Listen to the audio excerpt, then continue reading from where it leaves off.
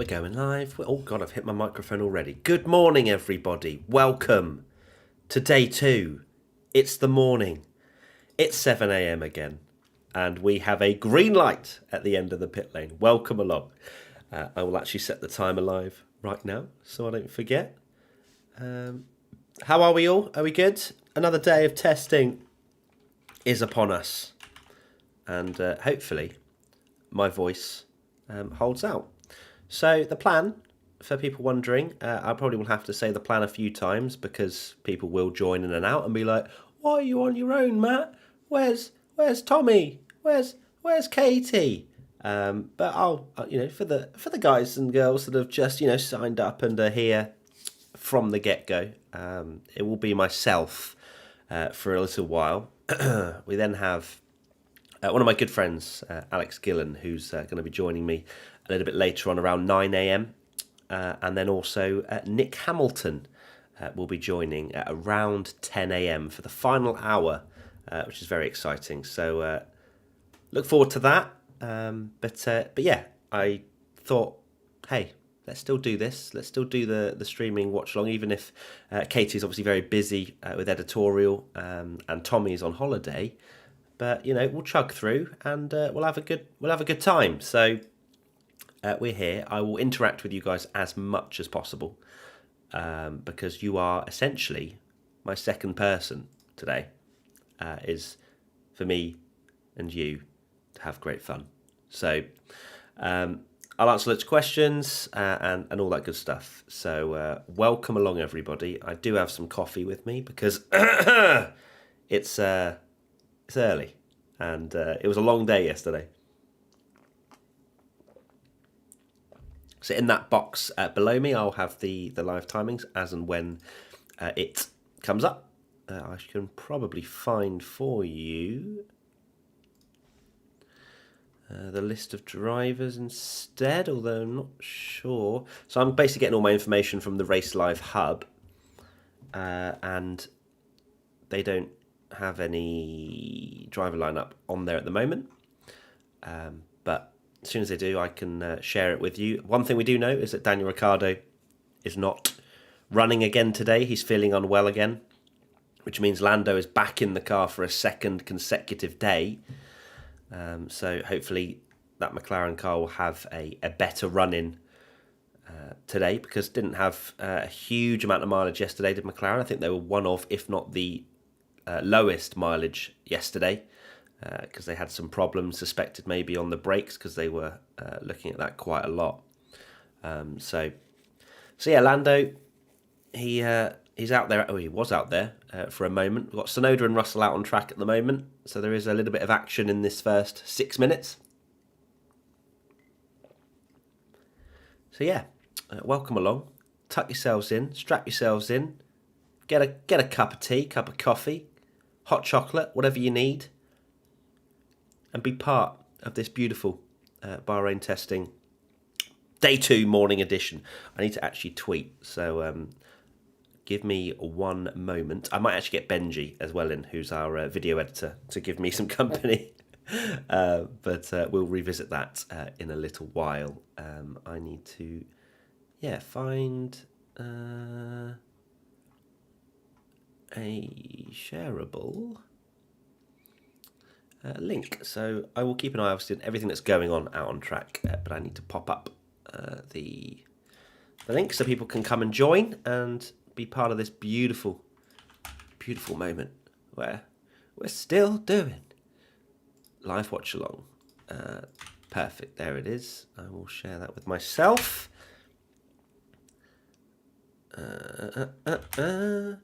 Oh, Fraser, hello Fraser. My good friend Fraser, who's got into Formula One recently, has joined the stream. So welcome, Fraser. I will put live like that. Cool. So let me just put that up, and then I can be all yours. And copy. Come say hi and join the stream. We are live for F1 testing day 2. We have some special guest lineups day clear. So okay, that looks pretty juicy to me. I don't need the little thumb actually. My friend Fraser actually just messaged me, abusing me for ignoring him. So that's good stuff, isn't it? You know, not like I've got 1,000 things going on, Fraser, but no, it's fine. Don't worry about it. Okay, so that's done. Cool, that's up. Right, let's focus up and let's see what's going down. So, right now, only George Russell out on track at the moment. Lando Norris has set a 1 minute 38.543 and is fastest at the moment in these first 8 minutes of Formula One testing. We then have George Russell 1.3 seconds back and Tsunoda 1.7 seconds back. If we take a look at yesterday, I think it was 33s we managed. What time is DTS out? That's a good question, James. I think it's out at 8 a.m. I still need to watch the last 2 episodes of Drive to Survive. So that's something I'm definitely going to have to do some point today, maybe during the lunch break. I'll whack it on. But yeah, so all good. Commentators talking about Lando's feet. That's an interesting one. That's we don't need that in chat, do we? Let's goodbye. Take care. Adios. Matt, who will win this year? Any thoughts? Well, hello, Luca. Firstly, thank you for joining. And secondly, it's so difficult. It's so difficult. I think we will know, obviously, much better come Saturday qualifying. We will have a much better idea of the pecking order. Obviously, in my heart of hearts, as much as I'm on the Ferrari hype train and loving life with that, you can't see past Mercedes. As much as I kind of predicted them to be slightly off the pace this year, you know, that was more just like to throw a curveball in, if anything. I don't personally think they're going to be off the pace now, especially after these first few days of testing in Barcelona and now here. But we'll see. That's going to be exciting. You know, it's amazing to see George Russell going up against Lewis Hamilton full stop. So I'm looking forward to seeing that. Ferrari, obviously, I am very much hoping for them to be near the front. But look, I'm used to heartbreak at the moment, so we will see. Shamar, Matt, any noticeable porpoising? Yesterday there was. There's a great hairstyle for Yuki Tsunoda. A bit of wind capturing that long hair. Love that. There definitely was noticeable porpoising yesterday. We haven't had a huge amount of running in this first 10 minutes, so gonna have to give it a few minutes to see if they're still struggling with porpoising. I imagine so. They were saying in the broadcast before going live on Sky Sports F1 that it's going to be very much a fine balance between how much porpoising is too much porpoising, because at the same time, porpoising actually does allow for a decent amount of grip, but obviously you don't want too much porpoising that the driver actually feels unwell at the wheel of the car. So there is very much a weighing up process going on between porpoising and driver comfort, I suppose. But we will see. It made me feel a little bit uncomfortable. I think it was Gasly that had the helmet cam where you could see him literally almost like rocking out to some serious music. Sorry, the timer stopped. My apologies. It's early, guys. It's early. Right, have we got who's driving on day 2? Let me stick that up. Actually, no, to be fair, that's going to update pretty quick. So for those wondering, George Russell is running this morning. Then it's Lewis Hamilton in the afternoon for Mercedes. In Red Bull, it is just Verstappen. Ferrari, Leclerc and Sainz are splitting. Leclerc in the morning, Sainz in the afternoon. McLaren, just Norris. Daniel Ricciardo is unwell. Then it's Alpine. We have Ocon and AlphaTauri, Tsunoda, Aston Martin, Vettel in the morning, Stroll in the afternoon. Then we have in the Williams, Nicholas Latifi. Alfa Romeo is just Bottas. And for the Haas, it's Schumacher in the morning and Magnussen in the afternoon. Seeing a replay of Valtteri Bottas. Maybe we're trying to get an idea of porpoising again. I'm not sure. I'm just watching him now. Just soaring at the wheel. One of the main takeaways from yesterday for me was that these cars don't look that easy or fun to drive, at least for the drivers. It just seems like they're constantly wrestling the car. There doesn't seem to be anywhere near as much grip and confidence through some of the corners. But, so that strip has come off the Mercedes of George Russell. Again, I swear they had that problem yesterday as well, where just part of the livery just peels off just randomly. But clearly they've not they've not done a proper paint job on that Mercedes, because it keeps flapping around and failing a little bit. So not great.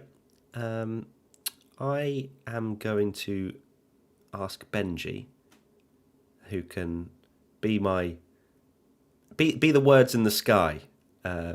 He can be my audio man to let me know, and also give me someone to talk to, because I think that's good. So Benji, if you are there, come on Discord and join the private channel, and we can chat in there, because I think it's useful, because you are my picture man as well. You are able to support me in that way, and also we can chat away. So feel free to join the Discord when you can, Benji, and we'll be able to do that. So let me change the boom. Okay, cool. So that's that. Right now, nobody is out on track, everybody. 14 minutes into the session, nobody is out on track. That's solid action. It really is. As I say, I will be putting the live timings up on the screen once we get them on the Race Live Media Hub. Benji has messaged me with a picture, which is always exciting, and it is Sebastian Vettel. So let's take a look at that. Boom. Love the helmet. Love what it stands for. And Seb Vettel, he just constantly ups his game for just being just human of the year, really. So good stuff from Sebastian Vettel. Let's see what else you guys are saying. Good morning, Jamie. Timer stopped. Okay, I'm sorry, Rui. I keep going between places. I'm sorry. Right, it should be fine now. The timer should be constantly going until I do it again. Hello, Kartik. Welcome. Good morning. Can we get a picture of the Merc peeling? Potentially, yeah. I will see if there is an image of that. It depends, really. Benji's ignoring me, which is not very good. Maybe he's not listening to the stream, which is very upsetting if that's the case. 15 minutes just gone, just over even. Into this first morning session. Matt, were you not supposed to just do 1 hour today? Look, we chopped and changed. We saw that a lot of people were really enjoying it. So we just decided to do it again. So hopefully you guys accept that, are happy about that. You're going to be with me and be my friends throughout the entirety of this morning, whether it's just in the background, having me whilst you're doing your cleaning or whatever you're doing. It'll be lovely for you to be here. Benji, did you listen to me on the stream? I said we could chat on Discord. Sad face. Cool. So that's I'm just having a go at my editor Benji for ignoring me. But yes, I'm going to be keeping a close eye on all of your comments, chatting with you guys. Any questions that you have, just fire them through. Obviously, if I haven't seen your question or I haven't answered it, feel free to ask it again in a few minutes, because I can't answer all the questions that happen all at once. George Russell was out on track on his own, and he's not setting the world alight in that first sector. We're looking at the T-cam at the moment, and it still looks very Formula-y, the T-cams. I think it's maybe because of the wheel covers, but it is an interesting one. Did I just hear a noise? Is that Benji? It is Benji joining. Benji, hello, how are you? Oh God, I've just remembered your mic is so quiet. Right, let's try that again. Say hello. Right, I actually need to turn on desktop audio. That would help. Now people can hear you. Say hello again. Hello. So you're going to be the voice in the sky, just so that I have someone to bounce off of. Otherwise, I think this will be a very long 2 hours. Yeah. Yeah. So you're happy to do this, right? You haven't been forced. No, not at all. Oh dear. But I mean, it's fine. I'm not going to be making you speak forever. But if you have any cool pictures, just holler. If you've sent me anything on Slack, just holler. And be there for me for like emotional support. So everybody say hello to Benji in chat. Come on, we need to give him lots of love here. If you've been here for the previous watch along streams in the mornings and afternoons from Barcelona, you'll know that Benji's been supporting the stream with pictures and also making some good memes and some horrendous memes. And I'm fully expecting some incredible memes today, Benji. I haven't asked this of you until right now, but I feel like that's something that needs to be fully on the go. And chat art, 10. yeah, 10 out of 10, 10 out of 10 or 0 out of 10. But I don't want anything down the middle. Everybody's saying hello, Benji, so that's great. Someone said Benji washed, which is always lovely. Yeah. So that's good. Even a soft tyre compound said hello, Benji. So there's lots of people and tyres saying hello. So thank you everybody for such a warm welcome. Can Benji up the volume a little bit? I mean, if anything goes off on my computer, I am going to jump out of my skin because I've got it on so loud. I've got Benji on 200% volume and he still sounds like he's in Narnia. Benji, speak again. And he's gone. He's disappeared. That's brilliant. Okay, so that was great. So we've had Benji on the stream for all of 40 seconds before he's disappeared. Right now, George Russell and Charles Leclerc are out on track. I'm going to have to remember to turn it down, by the way, for when Nick Hamilton arrives, and also Alex Gillen, my friend and F1 streamer, at 9 a.m, because otherwise it will explode both my ears and yours. So we're on this journey together, to be honest. Sebastian Vettel was just coming out of on the track as well. Very exciting stuff. I wonder what sort of lap times that we're going to see today. But Charles Leclerc, we're taking a look at the moment. He's out there on the C3s, the medium tyre. So for those wondering, or if you're new or just joining or whatever, or don't know about the tyres, C1 is the hardest compound of tyre. It's got the white Pirelli writing, but no brackets on the sides. The C2 is also technically the hard tyre. It's white as well, but it's got the brackets and the white writing for Pirelli. The C3 is the medium. It's yellow. It's the only one that's yellow.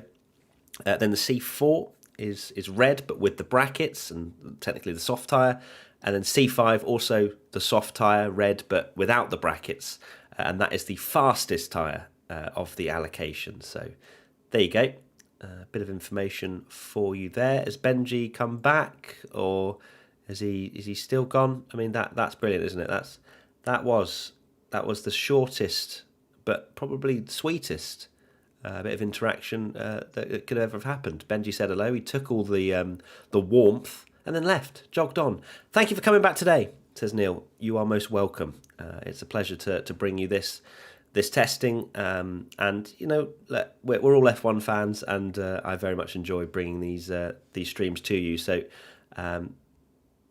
it's really nice to have so many of you come back despite there being coverage. When do you think DTS is coming? As I mentioned a little bit earlier, I think it will be coming out at 8 a.m, which is about 40 minutes time. Kartik, thanks Matt for being with us all day during the testing sessions, even for Barcelona testing. Love for Katie and Tommy too, and welcome Benji. Thank you, Kartik. Good stuff. Where is other girl? I think you mean Katie Moo here. She's busy. She is very much working hard on the editorial side of things. Hopefully, actually, speaking of... There we go. Right, okay, so I can now put in the timings. Here we go. Window capture. Here we go. A little bit of... Oh, that's definitely on the fly, but it's fine. Boom. Boom. Oh, yeah. So, it's not going to look great right now because, well, there isn't that many cars out on track. But we'll just stick it there like that. Oh, God, like just like that. That's fine. That's beautiful. So, yeah, that'll update as and when we get any more drivers out there. But, of course, we're not going to see any more than 10 for this morning. So maybe I'll put it down to about there. It's good stuff. So right now, as you can see, Norris is fastest, but nothing to write home about, as it's 5 seconds off what we saw yesterday. Benji has sent me a new picture, but he's still ignoring me. That's solid. That's solid banter. That is new picture. There you go. That is the Alpine in the actual. I say the actual livery we'll see in round one. On screen right now. Oh, George Russell had a little lock up on the front left into turn number 10, which is something that we saw consistently from the Mercedes. They just can't seem to get that balance right on the front and consistently are locking up into that corner. Lewis Hamilton did the same thing. Oh, and yeah, and you can see that bit of livery has just completely peeled off the Mercedes. So it's not even hanging on anymore. Benji, have you returned? Hello? Hello? Where did you go, mate? Discord. It was Discord. Oh. It wouldn't let me speak. It wouldn't let you speak. I was just there like, oh, so Benji, what do you think? Blah, blah, blah, blah, blah. And just gone. Like, he literally you took about 30 seconds of the praise and the love from the chat, and then you left. I was like, oh, fair play to you. Someone said I was washed, so I got sad. Yeah, fair enough. That's understandable. You are washed, to be fair. I hope you're washed. It's the morning. Right. Any more questions? I'm sure there are. Let me have a look. Matt, Ferrari frenzy simmering down now, says Canal. No, I'm still very much on the Ferrari hype train. I think a lot of it is me being deluded, but I'm still on the hype train. Are you on the hype train, Benji, for Ferrari this year? I actually am. Good. McLaren's you were paid to say this. Yeah, I was. No, they do look solid. Like the amount of laps covered across, well, Bahrain already and Barcelona, I just don't think you can ignore that. But it does look really good. The mileage has been solid. Speaking of Ferrari, just seen a replay of Charles Leclerc locking up his front left into turn number 10 as well, but managing to hit the apex. That's why Ferrari is better than Mercedes. I'm sorry. It's 25 minutes in. I'm a bit delirious. But yes, Ferrari did actually make the apex, and Mercedes didn't. So make of that what you will. There's another replay as Charles Leclerc had a little bit of a swapper. Yeah, just a small correction on the steering wheel for Charles Leclerc, and we're going to see a nice off-board. Yeah, a reasonable moment, to be fair. Always looks a bit worse when you see the off-board. And is that another lock-up into turn 10? It is indeed. Sebastian Vettel into what I believe must be turn number 10 as well, locking up that front left. So it seems to be a consistent problem throughout the teams. I mean, it's been a problem, to be fair, for years, that corner, because it's so horribly downhill, off camber, into that double left-hander. It is very difficult to make sure your braking is consistent and not snatching a brake. But yeah, we've seen a lot of lockups already this morning. Of course, the track will be reasonably green. What I mean by the track being green is that it's not its grippiest. There'll be a bit of dirt. There'll be, it's been overnight. There might be a bit of sand on the track. The actual track conditions aren't going to be optimum. So that's essentially what I mean by that. 4 cars on track at the moment: Ocon, Norris, Leclerc and Vettel. We have 3 hours, 33 minutes and 33 seconds to go in day 2 morning session. How exciting. I looked at that and I was like, I'm gonna combine the threes. Why not? Have you got any pictures for me, Benji? Anything exciting? You've sent me something. Perfect. There's not too many at the moment. But there's a Red Bull and an Alpine. Lovely stuff. Keep me updated if you do send me anything, and feel free to. Yeah, look. Yeah, you're down in the pit lane. You've taken all these pictures yourself. I'm joking. XPB hooking us up well nice with all these beautiful pictures. But yeah, feel free to just be like, Matt, shut up. I found this picture. It's incredible. But also, yeah, if you want to do any side-by-side stuff, that's also great. Obviously, make memes, also amazing. Anything you want, any content, just holler. Will do. Good stuff. Can you shout out me All right, sleepy sidewalk. I feel like a sleepy sidewalk, to be honest, this morning. But actually, I don't know what a sleepy sidewalk. Why is it a sidewalk? I don't know. But either way, there you go. There's your shout out. Upgrades? Question mark? Question mark? Question mark? Question mark? Not sure yet, Markel. To be honest with you, it's something that we'll keep an eye on. We'll also take a look at the live race media hub throughout the day to keep an eye on anything that's going on. In fact, let me load that up. So I've got that to hand because the race you may have heard of. I'm sure you have. Brilliant YouTube channel, editorial. They've got loads of esteemed, experienced journalists from the F1 world giving lots of insight, both on their YouTube channel, as I say, and editorial on their website. The link is in the description, I believe. But yes, they are very, very useful and answers some brilliant questions. There has actually been some new parts for Mclaren. According to the Race Live Media Hub, Mclaren has brought new parts today in an attempt to curing the brake temperature problems suffered yesterday. So there you go. They're trying to actively fix that problem that they saw yesterday with Lando Norris. And as you see, Lando back in the car again because Danny Rick is unwell. Charles Leclerc around the final corner. He is not going to trouble the top of the timesheets with this, but we're not really looking for fast times at the moment. A 37.972 for Charles Leclerc, slots into second.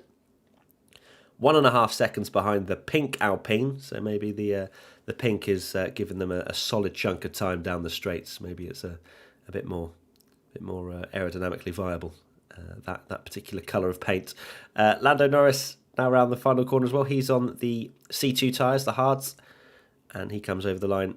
Does not improve, stays third. At the moment, we've still got 4 cars out on track. Ocon, Leclerc, Norris and Vettel. And we will wait and see as to if there's any other cars that come out. George Russell running this morning for Mercedes. Tsunoda in the car for AlphaTauri. And we take a look at Lando at the moment. He's opening his DRS. You can see the car just quite unstable. Just when it goes down the straight, it just kind of goes from left to right, left to right, left to right, sort of fishtailing a little bit. And I think that one of the things we noticed the most yesterday, at least from my point of view, was when Lando under braking, and maybe it's because of their brake problems as well, properly went left. I'm talking like, honestly, just left to right, left to right, left to right, under braking into turn 1, I think it was. So, yeah, it was quite a big thing and clearly a bit of a problem at McLaren because that's not what you want. It's not the optimum braking performance if that's what's happening. We've got a replay of Esteban Ocon at the moment. I think that's just because he's fastest at the moment and they're giving a little real highlights from his fastest lap, I suppose, and obviously showing off that pink Alpine. Looks better than the blue one in my opinion. It might have just... It's such a shame for me, Alpine, downgrading their livery from last year, but they've got a big sponsorship in the form of BWT. So BWT, previously with Racing Point, have quite a big say as to what colour the car ends up being. Right, let me get back to your comments. Is Daniel driving today? No, unfortunately not. Privanch. He is still unwell, which means Norris is back in the car for a second day in a row. Right now, two cars out on track, Ocon and Leclerc. So I can't imagine there's a lot of pictures coming in, Benji. Not a huge amount, no. I've got a side-by-side coming. Ooh, we all like a side-by-side. McLaren and the Red voice Bull. in the sky has spoken. And a Just waiting for side-by-side 2 is secs, Ted. coming. 2 secs, Ted. Yeah. 2 secs, Benj. Ocon goes fastest in the first sector. I mean, look, we get excited about purple sectors no matter what. Even if it's to improve on a 36.4, we get excited. So Ocon in the pink Alpine livery. Into the middle sector we go. We're going to find out very shortly. If he is still pushing, you can see on the C3 mediums, just correcting, just the rear getting a little bit light on him. Comes through the middle sector. He's 81 thousandths down on a 36.472. Can he improve in the final sector? We will see. He's got 1 corner to go. 1 big braking zone into this, I'd say 90-degree right-hander. Let's see how Ocon takes it. Under the DHL sign he comes. Brakes it around the 70-metre board. Throws the car in. And it's not Not bad at all, to be fair to you. He's now running to the line.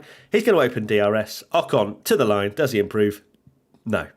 He does a purple first and last sector, but it's a 36.514 from Esteban Ocon. We get excited, chat. That's the rule. If we see a purple sector, we go into race commentary. Is that okay? I don't care if it's not okay. I have to keep myself entertained somehow, and that's how I do it. Purple sectors means full intensity. I don't think that was full intensity. I think that was about 70%. If it's Ferrari and purple sectors, that's when we go to 120%. But there you go. I used to think that Racing Point was BWT. No, BWT is the sponsor.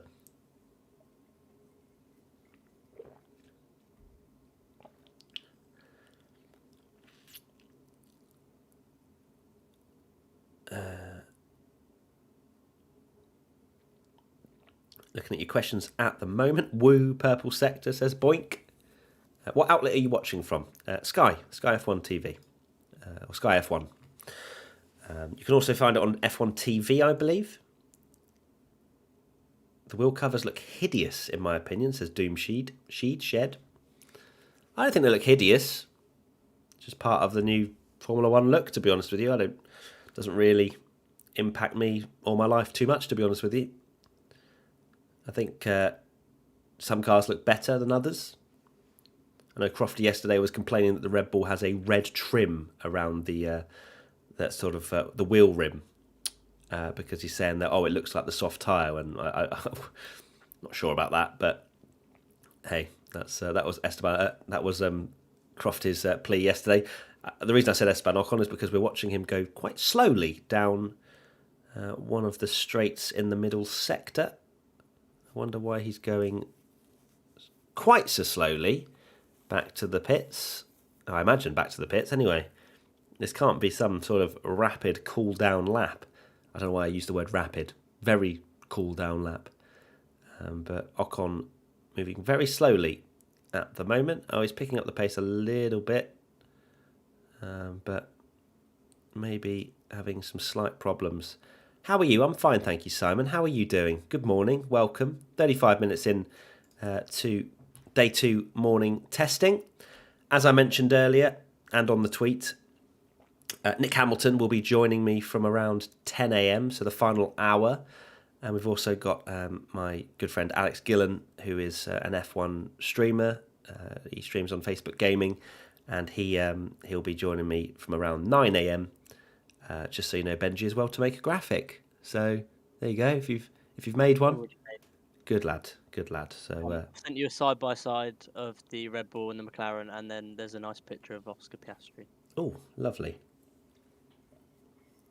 Because there's not much going on XPB at the moment. Understandable. Right, that is a lovely side by side. We vibe with that. So let's take a look at the side by side there. Yeah, I'm just trying to see it. I guess the big difference has to be the air intakes between Red Bull and McLaren there, or at least with that particular lighting. Yeah, it's a lot more of a, I don't know what you like. McLaren just have much more rigid shapes, I believe, for like the air intake, and also at the back of the car as well. It's just like a rectangle. Like they've just gone with just simple shapes. So I don't know. It's a weird way of explaining it, but hopefully that makes some sort of sense.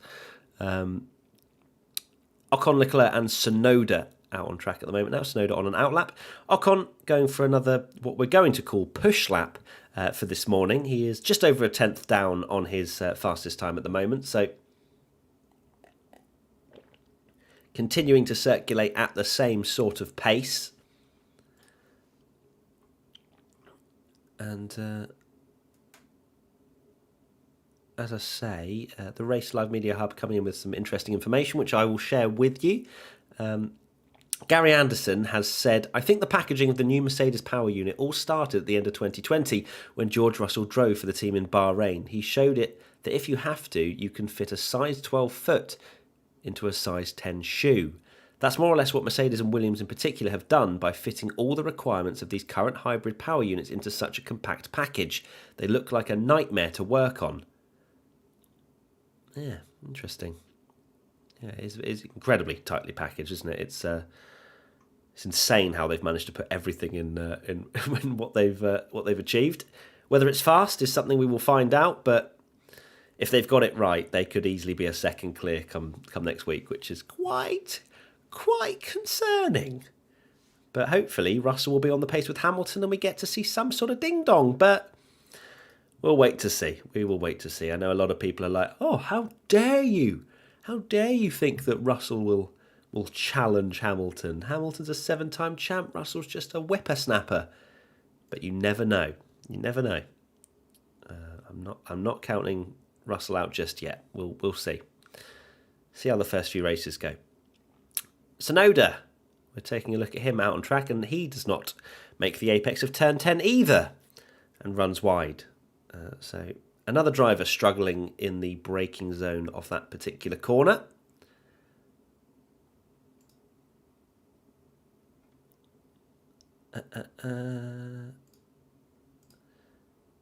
Questions. What are the drivers' schedule for all the teams for the morning session?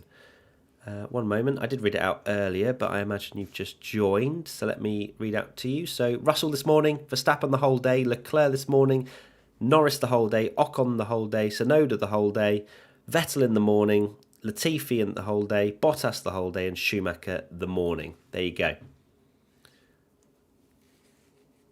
Lonely Matty today. I've got Benji in the sky. Hi. Benji sorting me out with some pictures. Speaking of, I will put them up right now. One of the aero rake, which is quite cool on the Mercedes. If you were wondering what these do, we did release a video during the lunch break of yesterday. If you want to find out more about aero rakes, it's on the WTF1 YouTube channel. What are we looking at here? Tsunoda going a little bit slowly for no particular reason. This is what you can't really jump on that during testing because they can go quite slowly and it'll be perfectly fine or normal. Latifi's just come out for an outlap, so has Vettel, Tsunoda and Leclerc are the 4 out there at the moment. But yeah, there's a nice shot of the aero rake. A lot of the teams will run the aero rake in the mornings because it takes a little while to set up, so they'd rather just roll out the garage with it on, saves time, than assembling it during a session and then losing crucial running time. I'm not lonely, Bob. I promise. Yeah, I'm not lonely.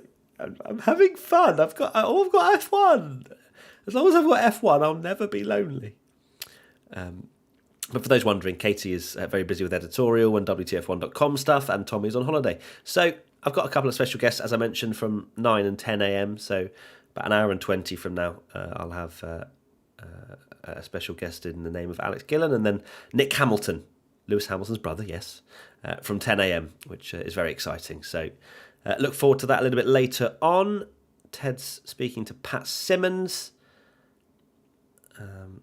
Can't hear what he's saying, and I imagine it's not massively insightful by the body language of Ted Kravitz. It looks like he's just having a bit of a joke, to be honest. But what do I know? Can't hear it. So, another question. Matt looks tired. Well, of course, Anush. It's 7:41 in the morning. And I had to do this yesterday morning as well. But look, it's fun. Like, I'm just bedding myself into the day. Like, give me a moment. Yes, you have us. I do have you, Aisha, and I appreciate you being here for this journey. Thank you very much. It's great to have you all here with me. The F1, the WTF1 family have come out in force to keep me entertained and for me to keep you entertained. So that's good stuff. Got a live shot of the pit lane at the moment. The Mercedes of George Russell is being worked on. Looks like there's small adjustments going on around the brakes. And Latifi is out there on the soft C4 tyre. Good stuff. Let me pop another picture of Sebastian Vettel up, because why the hell not? Look at him. What a hero. He is a hero, isn't he, guys? He's a brilliant ambassador for the sport, as is Lewis Hamilton. And it'll be a shame when those two decide to stop racing. But apparently I'm not allowed to mention that. Sebastian Vettel fans get very upset if I ever say that Vettel might retire at some point in the next 20 years. He's not allowed to. No, he's literally not allowed to. It's you His can't hair mention made it. the biggest comeback. I did. Yeah, what a hero. Like, it's very long now. Yeah, he's vibing. I mean, to be fair, same for Lewis Hamilton. Like Lewis's hair was pretty much Gone. gone at the start of his career, but now he's fair play. He got the money, flaunt it, and I would do exactly the same thing. So That was the motivation. yeah, I need 7 titles so I can get my hair back. Tsunoda coming over the line now, and he is going to go P2, 1.4 seconds off Ocon. So again, 37.8 for Tsunoda. That's 4 seconds, over 4 seconds slower than what we saw yesterday. Sebastian Vettel riding on board with him now, round the final corner. He's green in the first 2 sectors, but he is 5 seconds off the pace. So again, nothing to get particularly excited about. George Russell is out of the car, having a little look at the car. Incredibly eloquent and insightful is George Russell when you speak to him. I remember when we had an interview with George Russell, Netflix actually gave us the opportunity to interview George Russell around the release of Drive to Survive season 2 or 1? I can't remember. I think it was season 2. And I just remember he was always so incredibly detailed in how he explained stuff. And that is such an important trait to have as a Formula 1 driver, because you need to be able to explain what's going wrong with the car, how you'd like it changed, how you'd like it improved. So that's one thing that I think will definitely stand George Russell in very good stead in the rest of his Formula 1 career, really. So, and clearly why he did so well in the Williams. He was able to communicate with his engineers exactly what he needed, and sometimes that went right, and he had some awesome performances. So, yeah, George Russell is definitely one to watch over the next few years for sure as he develops. And there are still things, obviously, for him to iron out a little bit. That mistake passing Bottas, then how he kind of acted in the media. Of course, he did kind of almost apologise afterwards about how he reacted. But, yeah, it was interesting how he almost tried to blame Bottas when you look at it back, you're like, well, no, actually, George, you dipped a wheel on the grass. But he then blamed Bottas doing a little bit of a tiny bit of movement to the right. Maybe he did, maybe he didn't, but it is. It's just he's young and he's fiery, and that was when he was fighting for the Mercedes seat. So I can understand why he reacted the way he did, but I imagine we won't see too many more PR sort of blowouts from George Russell. Another little lock up on the front left for Charles Leclerc through turn 10. Shock. But again, the Ferrari manages to slow that car down rather than running wide. But it was a very minor lock up, if anything.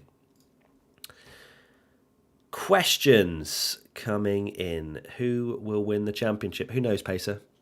Who knows? How's AlphaTauri going to do this year? I think they'll do reasonably well. Depends a lot on Tsunoda. Tsunoda came out, I think, for Drive to Survive this year and basically said that he was in terrible shape last year. So hopefully he's put in a lot more physical work to enable him to achieve peak performance and also more consistently at peak performance, because you can't underestimate how important it is to be at your absolute fighting best when it comes to fitness. So if he sorts that out, another little lock up for Leclerc into turn 10, but all okay. If he sorts that out, Tsunoda should be pretty good, but he had a good end to the season.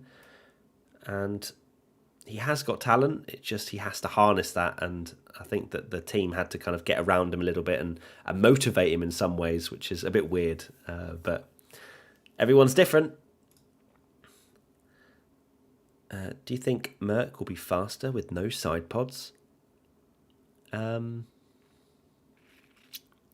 it's difficult to say. Obviously, everybody's kind of like, whoa, how has Mercedes managed to do that? What? Not sure that's legal. If a lot of teams are questioning whether it's legal, probably because they're concerned that it's quick. So it is a bit weird how Formula One are able, with, I think, 80% votes, from my understanding, they're allowed to just ban something that they think goes against the spirit of the regulations, which I'm not sure how much I agree with that, because there has to be an element of innovation. Max Verstappen having a big moment out of turn 2. Let's watch that again very quickly. Went a bit deep into turn 1, and wowee, that is a huge slide out of turn 2. Glad he picked up the car okay. But yeah, it's difficult for Formula One because, of course, on one side, they want to make sure that the spirit of the regulation, so, cars being able to follow closer and being able to overtake and give better racing action, that's what they want. But at the same time, you have to allow Formula One teams to give to be able to do some kind of innovation and something, different and, loopholes and all that stuff. Otherwise, it's not really Formula One, and if Mercedes come up with something ingenious, which is a lot quicker, is that then fair to then just ban it? It's a topic of conversation that I'm sure that we will have on the WTF1 podcast at the very least. But yeah, so it's not like we'll be like, okay, well, Mercedes are a second clear, because I imagine Formula One may well act upon it quite quickly. So we will see. But that is the power that Formula One holds this year, and that could create a lot more controversy. And we don't need any more controversy after last year, please. That would be very nice. Running on board with Max Verstappen into turn 1 on the C2 tyre, much tighter and neater this time around. No such traction losses for the world champion. Sounds weird to say that out loud, doesn't it? Max Verstappen, obviously the reigning world champion from last year. Got the number 1 on his car. Let's see what he's like through the first sector. Oh, he's purple. Hold on, it's purple. Ding, ding, ding. Ring the purple bell. It means we're going intense. So Verstappen, quarter of a second up in the first sector, braking very hard. A little bit of an adjustment. Had to do 2 takes into turn number 8, but a small amount of time lost, but nothing too problematic. Now we're into turn 10, and the Red Bull has no such problems in slowing down. No snatching of brakes for Max Verstappen. We've seen consistently problems for a lot of drivers up and down the grid. Bottas improves to 7th, but that's really nothing exciting because it's 10 seconds off the pace. Verstappen now through turn number 11, up the hill now, through this quick right-hander. We'll now go through the middle sector split, and unfortunately, everybody, it's 4 tenths down, which means we're going to turn the wick down as we don't have a purple middle sector, and we're not expecting a fastest lap, and that's not what we're here for. It's not what we're here for. Verstappen around the final corner. Looks neat and tidy. A little bit of an adjustment on the steering wheel once again. Seems like they are struggling a little bit on the rears in these new generation of cars. Comes over the line 4 tenths slower than Ocon. P2 for Max Verstappen. What's going on, Benji? Talk to me. I've just sent you an image of the Alpine because that's all XBP has. I had a question for you though, because I was thinking about it when one of the other questions was asked. Yeah. So where last year we had, because like Danny Rick winning was like obviously a surprise, but also McLaren did look quite good, whereas like Ocon's win was very like random. And then obviously the year before we had Gasly. So who do you think could be if there's going to be another win like that, who do you reckon it would be? Oh, what a question. Yes. Well, firstly, it's very difficult to say because I don't think anyone thought Pierre Gasly would have won at Monza, despite Gasly still performing very well in that AlphaTauri. It's another thing winning a race. I mean, to be fair, I say Gasly as an example. Ocon in an Alpine, no one in their right minds thought Alpine was going to win a race. So I think the next driver to win a surprise mixed-up race will be... Does it have to be someone that hasn't won a race before? No, just because, it could be... Or just someone in a midfield car that wins. Okay, I think it will be Fernando Alonso. Another Alpine? Yeah, I think so. I mean, if Alonso gets in the lead, there is absolutely no way he is relinquishing that. There's no chance. Like we saw the defence in Hungary against Hamilton. That was some of the best driving we've seen in a very long time to keep the Mercedes back that was 2 seconds a lap quicker, and eventually, essentially allowed his teammate to win the race. So, I think Alonso's definitely up there as a good shout. I don't want to put Ferrari in the mix because they're not really a midfield car in my opinion anymore. Neither are McLaren. So that's, it's kind of, if it's not Alonso, I'd probably put my money on, if it's like a massively crazy race and Alfa Romeo aren't that bad, I would say even Bottas could win a race. If it's ridiculously crazy and Alfa Romeo, sometimes have really good performances, then, Bottas, is a proven race winner. He's got the minerals. And then also Gasly's a good shout because he's already proved he'd done it before. But whether he's in the mix either because he's already done it, I don't know. It's just an open-ended question. What about you, Benji? Who do you think? Mine would have been Alonso, or this is more of just a dream, but Vettel. I'd love to see. Yeah, Vettel would be very cool. Vettel would be so wholesome. Yeah, I think everybody would like that, wouldn't we, chat? Would every single one of you like it if Sebastian Vettel won a randomly crazy race? I think we were all kind of, I wouldn't say I was hoping for it in Hungary. I actually wanted Ocon to win because he'd never won a race before. Vettel's, of course, won 4 world titles. But I think it would also be very nice to see Vettel win. If we're not taking it away from another driver, I'd love to see Vettel win.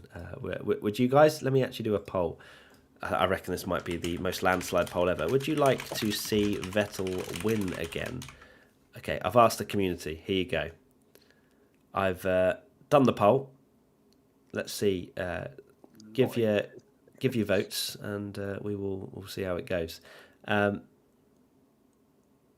I've just sent you a new image for a caption competition. Okay. Cool. Very caption bored. Competition. We like caption competitions. So, right, chat. Caption competition time. What is Max Verstappen thinking?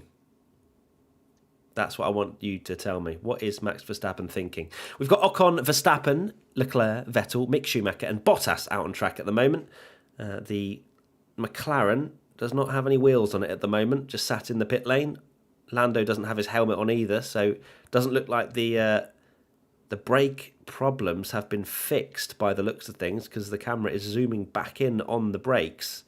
So despite Lando having to go into the car 2 days in a row,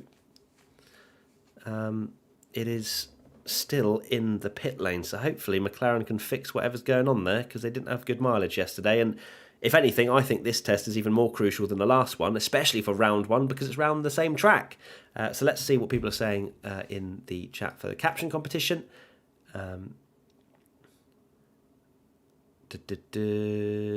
Is that rear wing still flexible? Max, did I leave my stove on? I got a poop. Of course there's someone. Of course there's someone that says that. A lot of did I leave the stoves on? Maybe I shouldn't have taken the contract with Red Bull. I think I should apologise to Toto.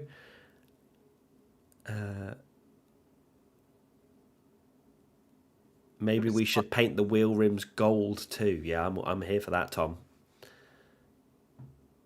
Good evening, Tom. Welcome. An Australian has joined us. Welcome, Tom. And any other Australians. Love to have you here.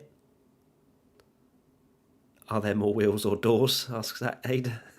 Here we go again. Yeah, let's not open that conversation again. It's definitely wheels, though. Yeah.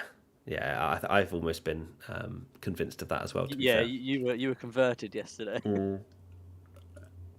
It just depends what you classify as a wheel. That's essentially it. But if it's just something that rotates, bearing is a wheel. So then there's so many bearings in things like. Yeah, fair enough. I've been convinced. What we've got Ocon out there at the moment on the C3 tyre, pushing pretty hard out there at the moment. And he has gone. Hold on, chat. We've gone half a second clear. In the first sector, Ocon on a big push lap here, and we need to go full commentary. I wonder how many times I'm going to do that, considering we're only in the 1 minute 36s. Either way, Ocon in the pink Alpine livery, pushing really hard now down towards turn 10. Can he hit those brakes beautifully? Yes, he does. Hits the apex nicely. We're now down the straight. Going to open DRS. Ocon on a big push lap here. The Alpine car, the proven race winner, Esteban Ocon, of course, winning last year in Hungary. What a brilliant moment for him. Will he be happy with how Drive to Survive incorporated his victory? We will see. Leclerc's gone fastest in the first sector as well. Okay, right, Ferrari, Leclerc. Oh my goodness me. Ocon, nearly 8 tenths up on what we've seen. A 36.4 at the moment is the fastest time, but Ocon is going to smash that in this last sector, I am sure. Let's see if he can go more than a second clear. Into the final corner we come with Esteban Ocon, the Frenchman. He has got a big deal with Alpine. Is he a big deal? As we're about to cross the line, we will find out very shortly. He's going to open DRS once again. Flying towards the line. Oh my God, Leclerc's 1.6 seconds up. Ocon comes over the line. Does a 1 minute 35.423, goes fastest, but it's Leclerc who is absolutely setting the world alight at the moment. It's a purple first sector. It's a purple second sector. We're into the final corner for Charles Leclerc, the Ferrari driver. Again, a proven race winner. Will he be challenging for the world title this year? We will find out very shortly. Leclerc comes over the line and it's a 1 minute 34.366. That is a blistering lap time from Charles Leclerc, the Monegasque. Take a bow. Right, back to sleep time. Why did I set this rule? To be fair, I don't think that time by Leclerc will be beaten anytime soon, so that's okay. Leclerc set a lovely 34.3, so unless we are really ramping up the times today, that might be the last commentary for a little while. So there you go. Now we go back to calm and composed, Matt. Because I have to go for even. I said I'd go 120% if it's purple sectors and Ferrari and Charles Leclerc. Like that was a recipe for disaster. I'm sorry. Someone's just gone. Who do you support? Who do you think, Rui? Who do you, just from what's just happened? Give an estimated guess. Ted is still talking to Pat Simmons. Poor Pat. They're still chatting away. I don't know if they've been talking for the last 10 minutes or maybe they've gone back to him. But morning from Greece. Good morning, Tony. I think actually it'd be good. Benji, I don't know how we're going to do this, but could you make a little social promo for me to put out on Instagram, or for Katie to put out on Instagram, stories, just to say that we're live on YouTube and like a link or whatever. Just a graphic or something, and then if you could just message Katie and just tell her to put it up on Instagram stories, that would be amazing. Thank you very much. I'm just about to send you another image of Aston with the Alpine behind, and it's all like blurry and artsy, and we'd love to see it. We'd love to see it. Good stuff. Okay, 3 hours to go in this morning session. It's a pleasure to have you all here with me today once again. Great commentary, says Leo. Thank you, Leo. I turned it up to 12. Hopefully it wasn't too much for early in the morning. Yes, Drive to Survive is about to drop actually, so hope you guys enjoy that as well at some point today. Would be interesting to see what you guys think as well, because as you all know, if you've seen my review, it was not the most positive you've ever seen, but I will await to see what people say on social media. George Russell is out there on track on the prototype tyre, which is a tyre that Pirelli make every team run essentially to just test out a new compound, a new variation of tyre, just to give them some data. So Russell's out there at the moment on that prototype tyre.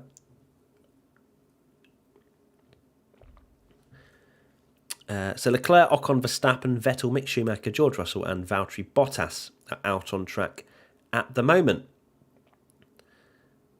Okay, thanks everybody for spamming DTS is up. That's great now. Can we focus on testing? Cool. Okay. So yeah, George Russell is improving out there at the moment. He's going to drive to the line, and it's not going to be anything exciting. He is down in 8th at the moment, and he goes up to 6th, 4.2 seconds off Charles Leclerc at the moment.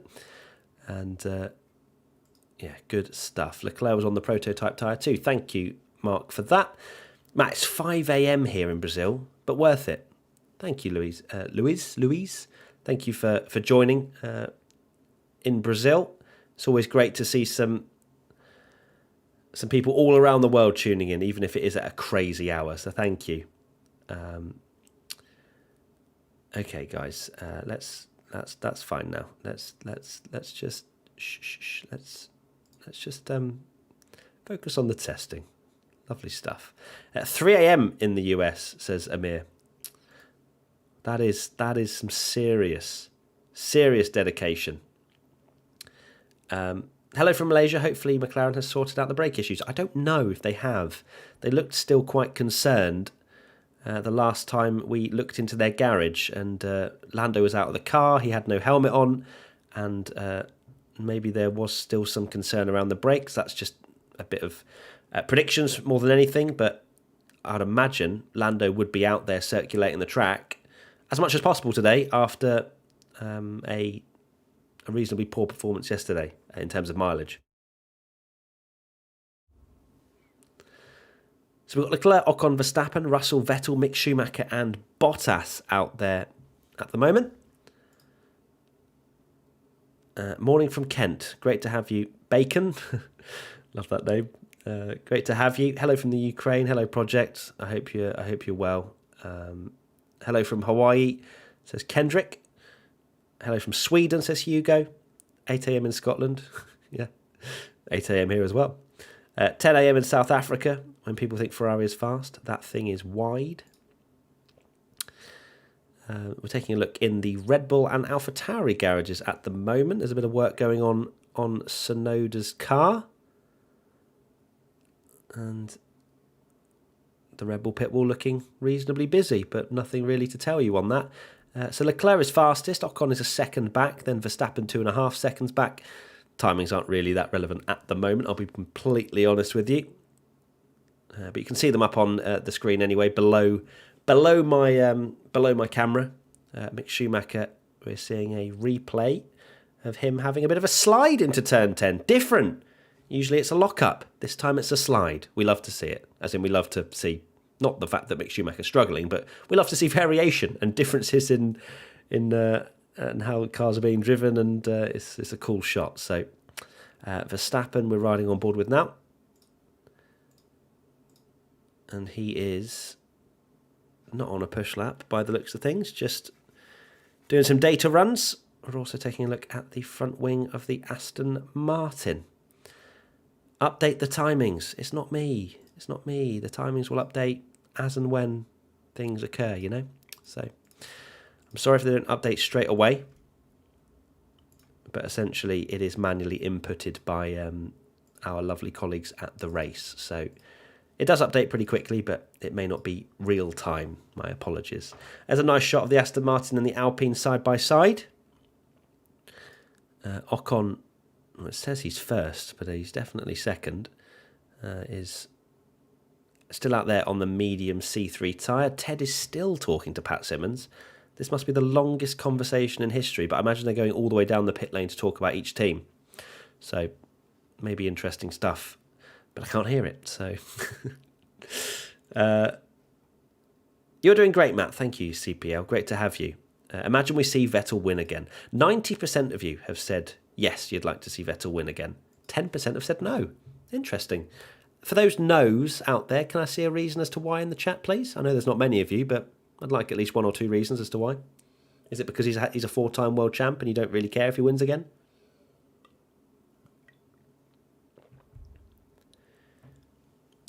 Matt, thanks to blooming Brexit, I can't watch my Now TV whilst in the Canaries on holiday. Still, at least you're streaming, thanking the Lord. You're most welcome, Ironblood. Great to have you in the stream.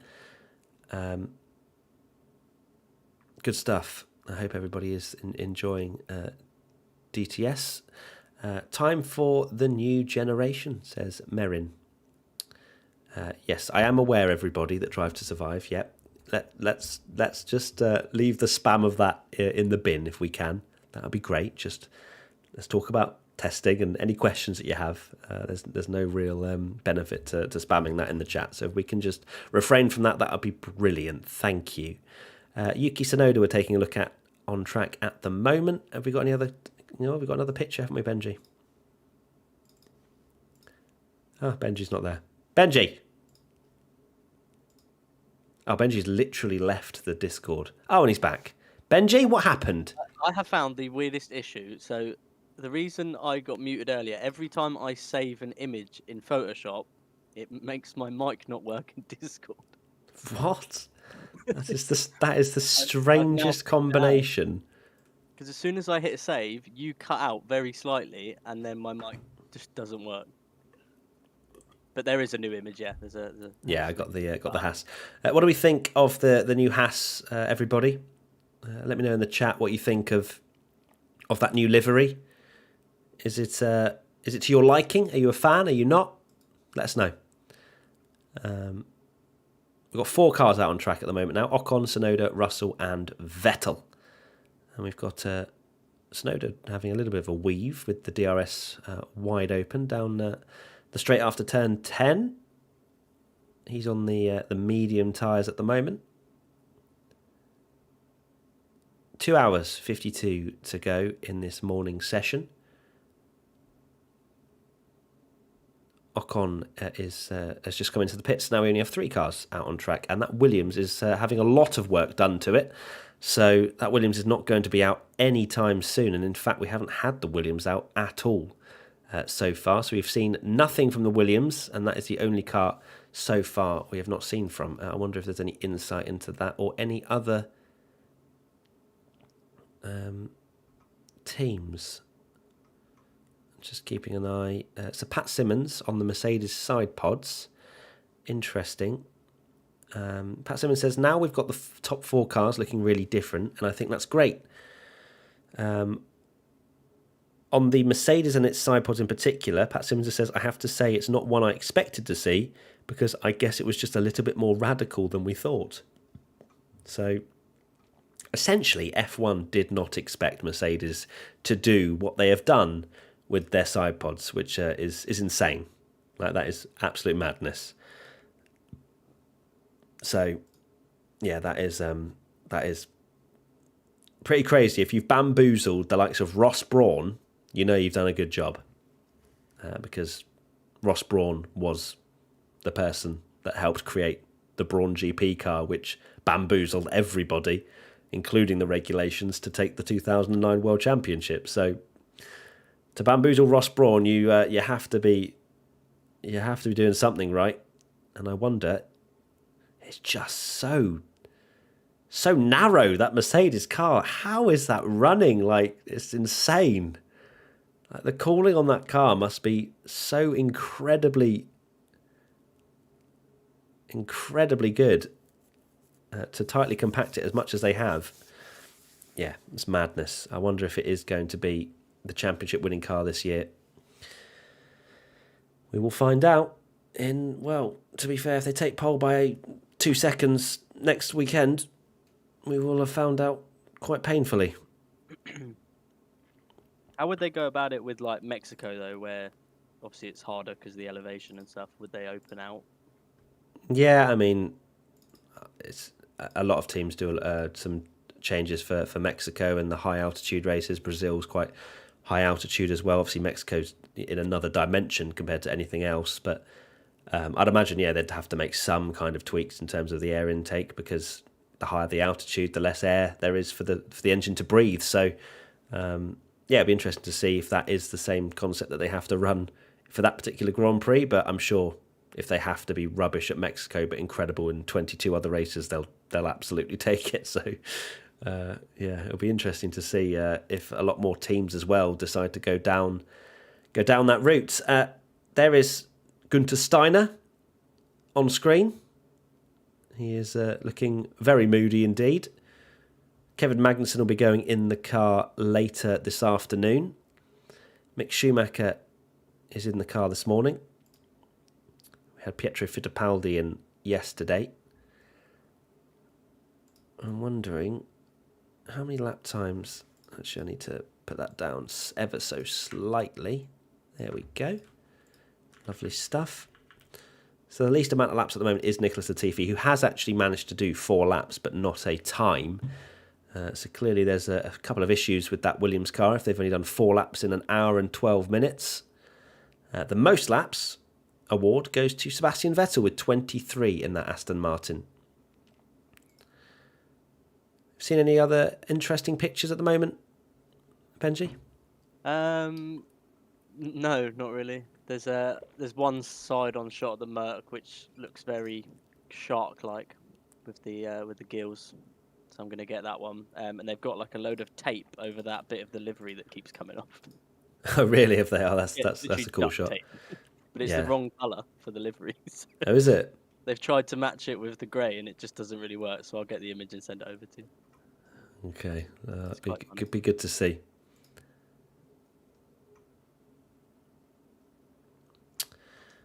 So that's the AlphaTauri being wheeled back into the garage. The garage. I remember Ross Brawn from the Ferrari Schumacher days compared to Brawn GP. Of course, yeah, Ross Brawn was, an incredibly intrinsic and intrinsic. That's not the word. Integral part of the Ferrari success. Him and Michael Schumacher were, a force that could not be overthrown for a very long time. My point was that Ross Brawn, either through Ferrari or Brawn GP, is an incredibly clever combination, and Ross Brawn himself, very clever man, and to be bamboozling him, who's the managing director of Formula One, you've done a very good job. Janatus says, "Hi Matt, really love your work." Oh, thank you very much. I can see that you're really passionate about F1. 5:11 a.m. here. If you're in the US, you probably should be sleeping. Haha. Cheers, everyone. Great to have you, Janatus. Thank you for the lovely message. That is it's great to see, and it fuels me for the rest of the day, those kind of lovely messages, so thank you.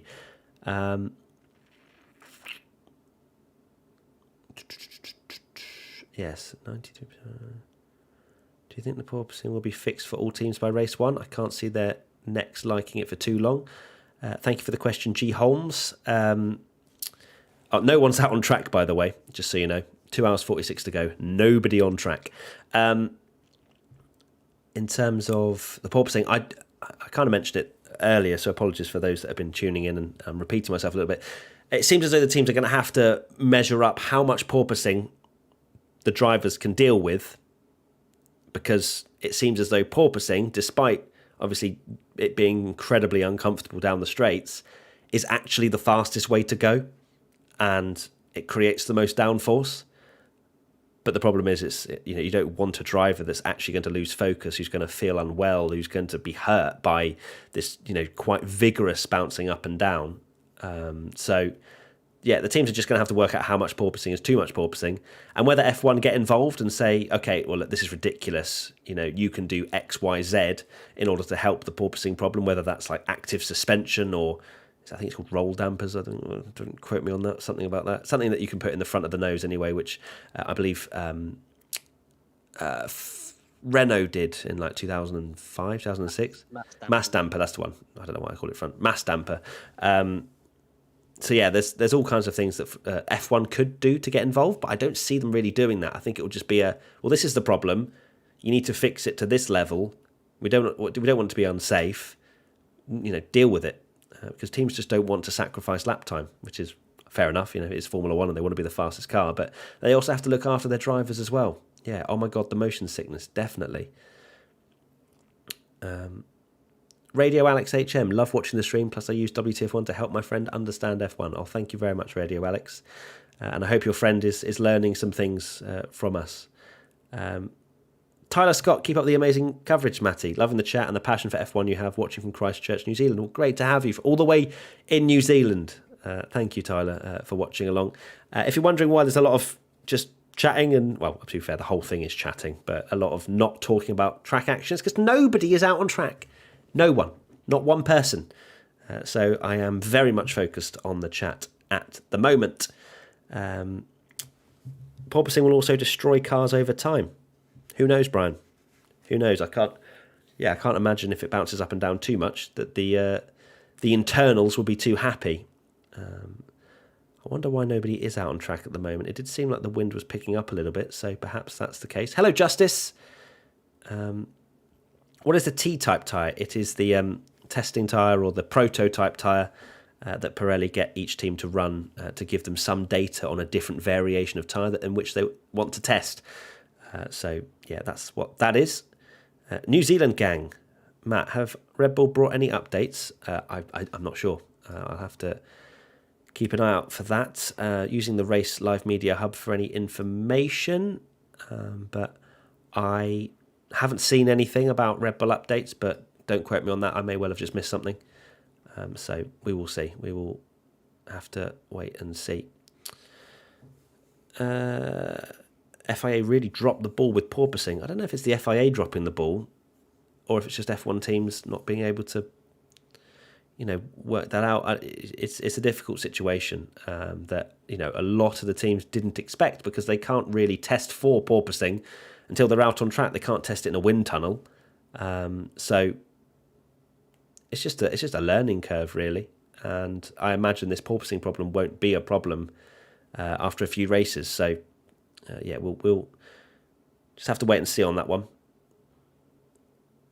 Active suspension could fix porpoising, absolutely. I don't think they will introduce that, to be honest with you. How do you feel about K-Mag back? Very exciting. It's cool to see him back. He seems to be very happy. I don't think he was. I think he was pretty devastated, really, to lose his F1 seat to two young drivers back at the end of 2020. But yeah, he's back now. Seems really happy. It's very much like do you want to drive F1? Yeah, no worries. Perfect. Cool. See you there. So it's good to see him back, and I'm excited to see what Mick Schumacher can do up against Kevin Magnussen to see how he stacks up against a driver with experience. We finally have someone out on track, and it's Esteban Ocon. Lovely stuff. Anything to tell me, Benji?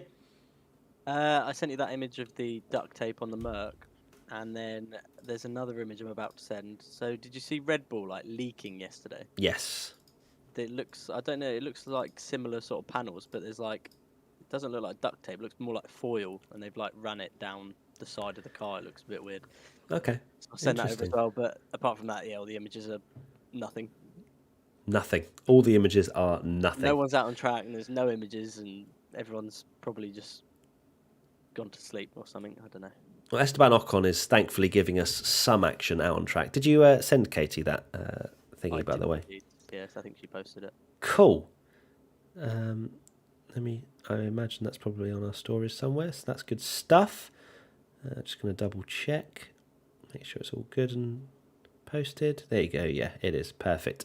So that's good stuff. Welcome everybody who's just joined from Instagram. If you have just joined, Esteban Ocon is the only driver out on track at the moment. You would like Rosberg back. I don't think that's going to happen somehow. I think he very much won the championship and was like, that's enough for me. We've done it. We've peaked. Can someone make it happen, please? Hulkenberg world champion. Hulkenberg would need to be in F1 first, and also he'd need to get a podium. I'm sorry, that was savage. I'm sorry.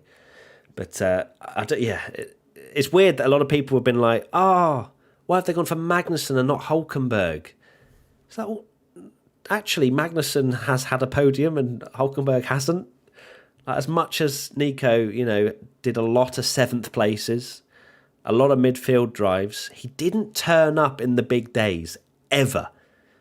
He got pole in Brazil a long time ago when he was really young and at Williams, and he could have easily had his first race victory or just podium, but then he crashed with Hamilton, and then there was, he binned it in Germany 2019 in the Renault as well. There's plenty of examples where Nico, unfortunately, just didn't turn up in those crazy races at all. You need to at least have one, especially if you're in a midfield car and things have gone wrong.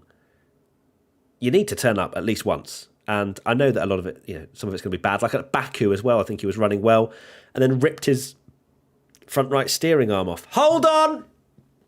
We've got a purple sector. Everybody. Okay. Esteban Ocon's gone fastest in the first sector of anybody so far. Currently, the fastest lap times are 1 minute 34.366 from Charles Leclerc in the Ferrari. But the pink Alpine is starting to turn it up. Ocon through turn 10, no problems at all. DRS wide open for the Frenchman. He is going to try and reclaim top spot. What's he like in the middle sector, though? The Ferrari could easily be incredibly strong through this middle sector. We're going to find out very shortly. He is on the soft tyres, though, and he's going to come through the middle sector. It is very close. It's 22 thousandths of a second between Esteban Ocon and Charles Leclerc. This is going to be a ding-dong battle all the way to the line. Ocon, one corner to go. Can he hit the apex beautifully? I don't like this camera angle. It doesn't really show me if he manages to hit the apex, if he takes too much speed in. We don't know. He doesn't trouble the exit. He just dips a little bit on the left rear onto the exit curb. To the line, Ocon comes. Is it going to be fastest? It is indeed. Esteban Ocon goes fastest with a 1 minute 34.276 in the Alpine on the C4 tyre. Esteban Ocon up front, on the top, whatever I'm trying to say. Tiredness. But yes, Esteban Ocon has gone fastest by 0.09 of a second. Alpine are not in the mud. There you go. Was that on the C4? C4s, yes. C4 tyre for... Charles Leclerc was C3, wasn't he? He was indeed. So Ferrari still very much not in the mud, but Ocon taking the car to the top of the timesheets for now. Question that's been put into the Race Live Media Hub. Mark Hughes has been answering them. What seems to be the problem with McLaren's brakes? And so Mark Hughes has said they were running too hot yesterday. They have new parts today, but don't know yet how effectively a cure that has been. You'd imagine if they're not running, it's not been a very good cure, personally, but we will see. There's a question that... Yeah, so some people are actually asking the question about did the cars actually need 2 tests, which is a fair point, because it's not like everybody is rushing out the pit lane to do 8 hours of running each day. So maybe 1 test was enough, you know? Maybe if they had only 3 days, we would have seen them out all the time running consistently. But maybe there are some problems, which is restricting running for the likes of McLaren. Of course, for Williams as well. We can see Sebastian Vettel at the moment, and on board, but looking back towards his helmet. Small amount of porpoising, but of course there is going to be a minor bit of bouncing anyway, just in terms of driving a Formula 1 car at these speeds and going around a reasonably bumpy track. But it is interesting to see that driver view back at the helmet, to see just how much porpoising each driver is experiencing. The Aston Martin doesn't look too bad, to be honest with you. Looks reasonably stable. Vettel out there on the C4 tyre. No, C2 tyre, sorry. Getting mixed up there. C2 tyre, the hard tyre. And he is the only car out on track, bar Esteban Ocon. So 2 drivers out there. Ocon has just set the timing sheets alight, as if you're just joining. 34.276 for Esteban Ocon.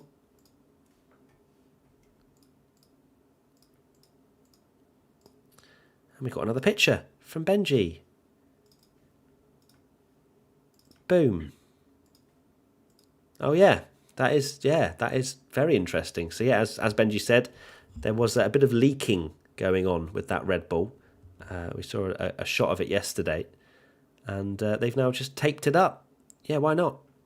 That's how you fix things. You just tape it up and pretend it doesn't exist. Solid stuff. Speaking of the Red Bull, actually, Max Verstappen has just come out the pit lane and is on his out lap now. What tyres is he on? I'll be able to answer that very shortly. He is on the C2 tyre. And he is just passing Esteban Ocon at about 40 miles an hour. It's great racing. I mean, speaking of great racing, unbelievable from Alonso and Stroll yesterday. That was just... I mean, it was a bit immature from both of them, just being like, no, I'm going to overtake you because you did a naughty thing, but also brilliant to watch. And I loved the fact that 2 egos were clashing and that they were trying to fight quite a lot in testing. Like Stroll going around the outside of Alonso at turn, what would that be, 4? Is like hilarious, because that could have easily ended in a crash, but it didn't, thankfully, for both of them. But it was very good to watch. Just sent you another image, hence why I left Discord again. Oh, shock. Every time you send me an image, you have to leave Discord. That's funny. Yeah. Okay, there we go. Then that is a lovely little side-by-side of the Alfa Romeo, the Williams, and the Ferrari. The Ferrari, I mean, you can see the Alfa Romeo and Ferrari have their similarities. Of course, Alfa Romeo running a Ferrari engine, but then the Williams, much more tightly compact.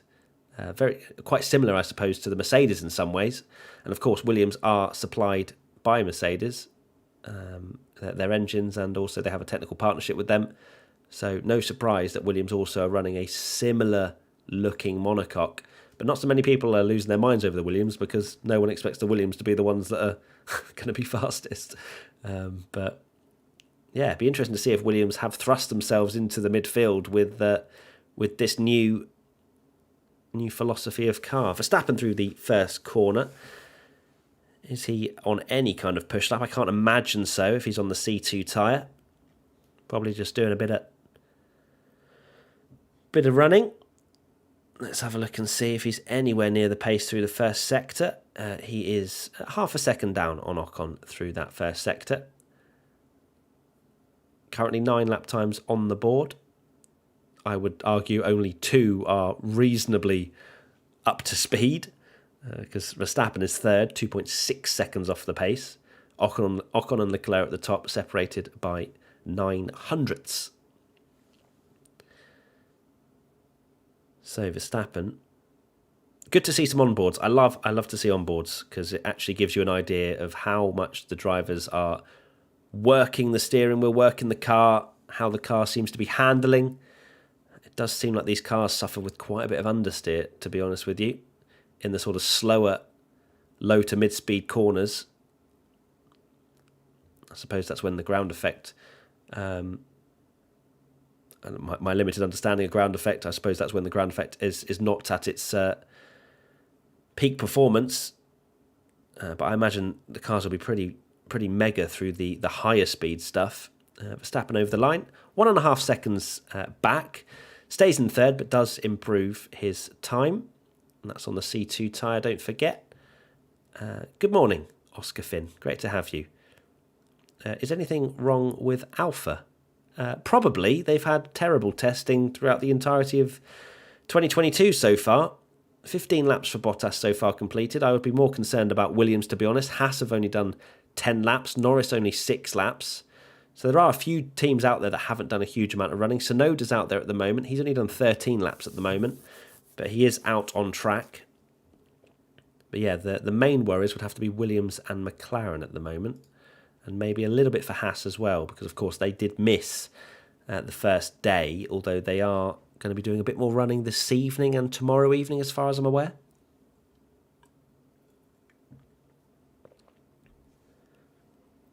Bottas goes 4th fastest on the C2 tyre, 36.987. Sarah, Matt, your commentary is great. You'd be the spiciest, most savage commentator on the grid. Oh, am I that savage? I didn't think I was that savage, but maybe. Matt, where are your compatriots? Hello, Arid Hole, first of all. And Tommy's on holiday, and Katie is busy doing social stuff and also editorial. So she's busy focusing on all that good stuff. I've got Benji, the voice of the gods, with me, who can give me some pictures and give me some company when I need it, which is great. So thank you, Benji, for being that voice. Feel free to say hello. So yeah, it's all good. We have got a special guest of Alex Gillen, who's an F1 streamer, knows F1 very well. He's going to be joining me in about half an hour. So he'll be with us for about an hour. And then we have Nick Hamilton. Yes, Lewis Hamilton's brother, joining us from around 10 till 11. But, Nick is very much a racing driver within himself. He's a great lad. I really do enjoy working with him on F1 esports. We have a lot of banter. So, Nick is brilliant. And he'll be joining us hopefully around 10 a.m. Until the end of this morning's test. So, get ready for some questions for Nick. Stay tuned for that. Yuki Tsunoda, we're riding on board with now. What is he up to? Not a lot, in my opinion. We have Ocon, Verstappen, Tsunoda, Vettel and Latifi out on track. So the Williams finally out there after a very small amount of running in this first hour and a half.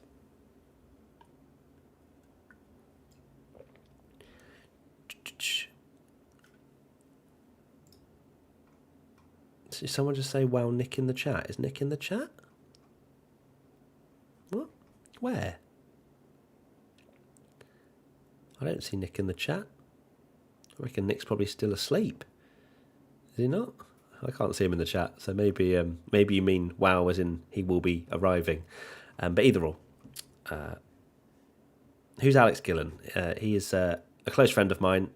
He streams Formula One over on Facebook Gaming, and I've known him for a very long time. He watches F1 all the time and has plenty of opinions, so that's always good to bounce back and forth on. So yeah, he'll be joining me in about just under half an hour. So I'm sure you guys will give him lots of love. Ocon, Verstappen, Vettel, Latifi, 4 cars out on track at the moment. Guys, my voice is going to be finished by tomorrow, by the way. Just want to say. Ocon's out there on the C4 tyre, sorry, I keep getting confused. C4 is faster. C4, soft tyre for Esteban Ocon. Not improving, though, at the moment. 1.1 seconds off the pace through the middle sector. Have you heard the Pit Stop Boys' new song, Let's Go Lando? Yes. Yes, I have. Well, I've heard the trailer, and I almost want to play it again because we didn't get copyright striked yesterday, and it's a brilliant song, and I want to find it. Where was I sent it? I'm just trying to think. I think Katie sent it to me on Slack. So let me. Here we go. Right. Is everyone ready for the Lando song again? Because honestly, I think it's a stone cold banger. I don't care what anyone says. People said it was cringe or whatever. I don't care. Give me your opinions. Oh my God, that's the loudest thing ever.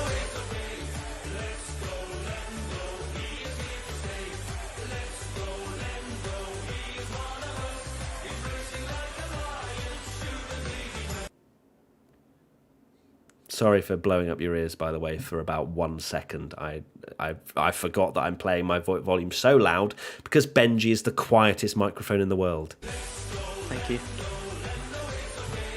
I love how it's Let's Go Lando. Lando is okay. I think it's because they're trying to rhyme. What are they trying to rhyme it with? He is here to stay. So they're like, right, we want the lyric, he is here to stay. What rhymes with stay? Okay. Lando is okay. It's like... I love it. I love it so much. I'm just here for those kind of bangers, those sort of like anthem bangers. What do you think of it, Benji? What's your thoughts on Let's Go Lando? It's growing on me. Like at first I was like, it's not quite Supermax, but it is actually growing on me the more I hear it. I think you guys need to hear it one more time, and then...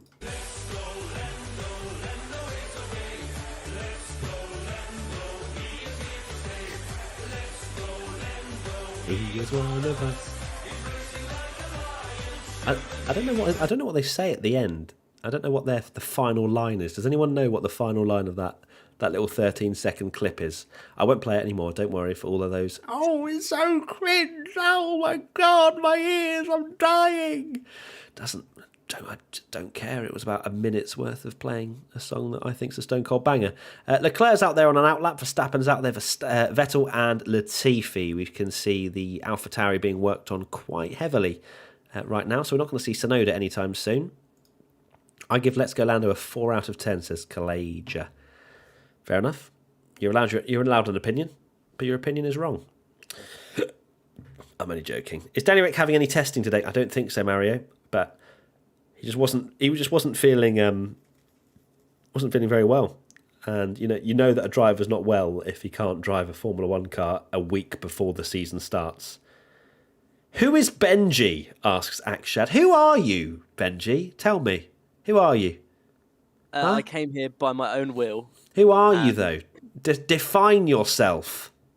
I'm a video editor. I'm just a video editor off the streets. I don't even work for WTF1. You are the main WTF1 video editor. That is Benji. So all the videos that you see on, or not all of them, I'd say 75% of the videos you see are edited by Benji, who is the voice that you can hear. Update the times. Okay, well, I'm sorry. I'm not the one that does it. I apologise sincerely. We got some more images. Lovely stuff. Let me stick that on. Image. Boom. What do we think? Alpine pink livery. Are we a fan? Are we enjoying the pink livery this at the moment, chat? Benji, are you enjoying the pink livery? Tell me. I actually wish they would run with that for the majority of the season and have the blue one for like the 2 rather than the other way around. Yeah? Yeah, the pink works much better. It gives me Racing Point vibes, but the blue one's too there's so many colours on it, whereas the pink one just looks nice. I agree. I think it does definitely look better than the blue and the pink. Just doesn't work for me. I just, from the get-go, as soon as I knew that it was going to be blue and pink, I was like, how are they going to make that work? Some people, Tommy included, was like, oh, I'm sure it'll be fine. You know, it could be, I'm sure they'll make it work. But for me, it just didn't. Just nah. Not a fan. Leclerc locks up into turn 1, but it looks like he's on some kind of lap time. But we're going to see a replay of Alex Albon. I don't want to see that. Charles Leclerc looked like he was pushing. I don't want to see slow. I mean, Alex Albon's a lovely man, but why are we seeing slow-mo shots of him walking? And now the Toro Rosso. I mean, no, we don't need this. Charles Leclerc was on a push lap, I think. His DRS was open. I swear to God, if Charles Leclerc set the fastest time and I can't see it, I will be incredibly upset. Instead, we are seeing an Alex Albon teaser as to what he's done so far in Formula 1 and all that good stuff. Great to see him back in Formula 1, but yeah, now we're seeing some highlights, or not really highlights, lowlights of his Red Bull career, which does not make for pleasant viewing, I'll be honest with you. It is a shame that Alex struggled as much as he did in that Red Bull, but he did have a few podiums in the end when the Red Bull was massively quick, it has to be said. I think it was Mugello, was it one of them, where he managed to secure a podium? I think it was indeed, actually. But yeah, I swear to God, if Charles Leclerc sets a worldie and we've missed it because of this trailer that could have been played at any time, I will be very upset. In fact, here we go. Oh, a replay. That was a replay of Charles Leclerc looking up. Great. No worries. Didn't want to see that anyway. In fact, let's show you Charles Leclerc. Beautiful picture that is. Oh, gorgeous. That's a gorgeous picture of the Ferrari. Glistening in the Bahrain sunshine. The red popping, if I do say so myself. Maybe it's about drive. It's about power. We should stay hungry. We should stay hunger, and we will devour. That is, of course, the rock song. It's about drive. It's about power. We stay hungry. We devour. Put in the work. Put in the hours, and take what's ours. Yeah, that's a banger. That's a full-blown banger. 3 cars out on track. Verstappen, Vettel, and Latifi. Hey, Matt, any spicy thoughts for opening race of the season? My spicy thought is... I don't know if it's spicy or if it's just my gut feeling that after seeing that Mercedes innovation, they will be on pole by an absolute country mile next Saturday. That is my... I don't know if that's a spicy take. I don't know if that's just a thing that everyone's thinking. But I've kind of... There's a small amount of me that's like, oh, God, what have they just produced, you know? So we will see. We will find out next Saturday. Qualifying watch-along will be underway fully.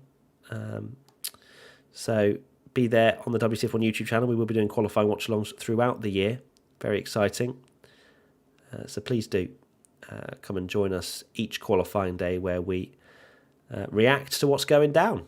You can actually watch qualifying on the normal television, listen to what they say, because we're a little bit delayed because of YouTube and whatnot. Oh, what's going on with Nicholas Latifi? That looks problematic. That spicy thought does not spark joy. I'm sorry, Cool Kiwi. I'm really sorry. There's some big problem with the Williams there. I wonder if he's actually going to get back into the pit. So after all of that work with the Williams, his right rear. Is it right rear brakes on fire? He needs to almost speed up, if anything. It looks like his right rear. Both of his rears are on fire. So he needs to almost speed up to cool it, to fan the flames. Not fan the flames. That makes it worse, doesn't it? Yeah, you can see that. Oh yeah, it's literally just melting away on the rears. Oh no, that is not good at all. Oh, his tyre's literally on fire. His tyre's actually on fire. Almost. No, he spun. Well, no surprise. I mean, he was still going incredibly quickly, and now the car's on literally on fire. He needs to get out the car immediately. Red flag. Latifi, get out of the car, my friend. Very quickly, please. Thank you very much. And he is out the car. That is definitely a big problem for that Williams car, and that may well spell the end of their running, at least definitely for this morning. But that is not good to see that. And Latifi is quite rightly probably running towards a marshal to try and get a fire extinguisher to put that fire out. Oh, one of the tyres just failed. One of the tyres just exploded from the flames. So that's not good to see. Now we're looking at the garage. But yeah, Latifi also applying a fire extinguisher. As soon as we get pictures, we will pop it up on the live stream. But that, a big problem for the Williams there, and glad to see Nicholas Latifi's okay. Of course, did spin out after his rear brakes probably just failed. So no surprise that he had that spin. Of course, there is an element of rear braking in these cars, and if you don't have any, the rear will just you'll completely lose the rear when you try and slow the car down. So, yeah, Latifi looking a little bit upset, which is understandable. A shame for Williams because they'd basically had the car in the pits for a long amount of time, and something has gone wrong. Not just with one rear brake, but with both, which is not a failure that we have seen. I don't think I've ever seen a failure like that where they're both on fire. That was very weird. Yeah, very odd. And then, of course, that tyre then exploding was a little bit made for a little bit made for a little bit of uncomfortable viewing. But thankfully, the fire has been put out now. The marshal's taking a closer look just to make sure everything has been sorted. But yeah, glad the marshal's okay as well, because a tyre exploding is not fun to see.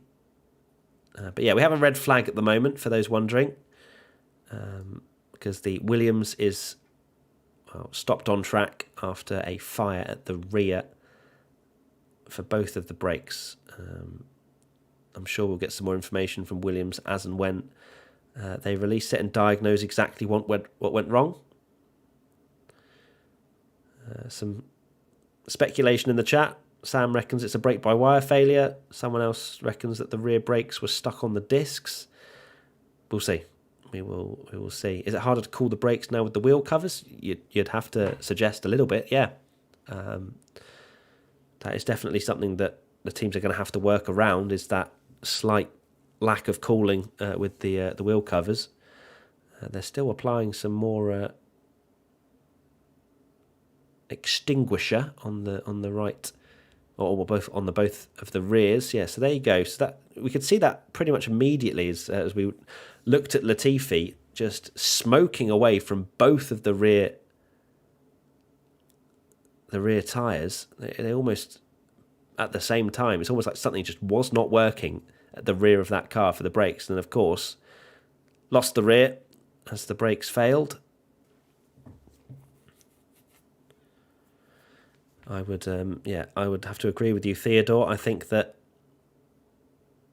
we may well not see Williams run, at least for this morning session. It depends. It depends what the failure is. It depends how much damage the fire has done as well, how much they need to replace. But yeah, it's a shame for Williams to see that, because they haven't done many miles at all today. And so we're going to have to wait for the car to be recovered and taken back to the pits before we get back underway again. And that fire was quite. That was dodgy. That explosion makes me feel just a tiny bit uncomfortable, and I'm really glad that the marshal didn't have anything fly towards him there. I feel like the marshal should have to have some sort of protection, because he didn't have any headgear. None of them have headgear. It's not usually a normal thing to have headgear as a marshal, because if it were to go wrong, then it was something like that. Explosions aren't supposed to happen, and rear brake failures as bad as that, where it's literally on flames. We don't tend to see cars on flames anymore, full stop, with all the safety parameters in there and whatnot. But of course, Latifi tried to speed up to put the flames out potentially, but that did not work. Why did he drive on? That's why I think, Ralph, I think that he genuinely tried to get it back to the pits maybe, if there was a failure. But of course, if you drive quicker, you hope that the wind will cool the rear of the car down. But yeah, it's I got under the floor as well. Yeah, that's going to be a big reparation job for sure, for the Williams team. Thank you to the marshals, of course, for acting very quickly and putting that fire out. I'll get a picture as soon as I can. As soon as we get a picture, everybody, we will we'll put it up on the stream for sure. I need to get ready for our first special guest. Do you have that overlay for me, please? I do, yeah. I'm just going to get a generic image in there for now, and then... No problem. Alpha Tower, he can go in. Good stuff. There's Max Verstappen. He's taken his helmet off and going to pop his cap on. Car has still not been recovered just yet. Can't see a recovery truck at the moment. Latifi is going to get in a car, I believe, probably. And, yep, there it is. And go back to the pits. Didn't really want to be getting back to the pits in a car that isn't the one he was driving. It's a race control car as well. So off Latifi goes. If you're just joining, Latifi had a rear brake. Both of the rear brakes were on fire, which then caused him to spin eventually, and then the car was on flames. The left rear tyre exploded. Thankfully, no one got caught up in any of the debris there, and now we're okay, thankfully. So, yeah, good to see everyone all right. Alban was in the commentary box while this happened. Oh, really, Danko? I can't hear the commentary, so that is... I can only imagine what his reaction was. I think, let's see, is Latifi... Let me check. Just checking the running. I think Latifi is supposed to be in all day. Let me double check. Yeah, Latifi's supposed to be in all day, so it's not like Alban was watching and then it's like, oh, I'm not going to drive this afternoon. Brilliant. Alban not down to drive today. Yeah, at least everyone is okay. Absolutely. You don't like to see that sort of thing happen. But yeah, all the marshals seem to be okay, which is great. Just sent you the updated template for when cool. Alex Thank you. comes in. Yeah, it was a bit awkward. Well, there's my car on fire. Is that what you said, Tyler? That's that's a bit awkward. Sorry, Benji. It's all right. I'm going to depart as well. Oh, so, off you go then. Take care. See you later. Going to go make a cup of tea.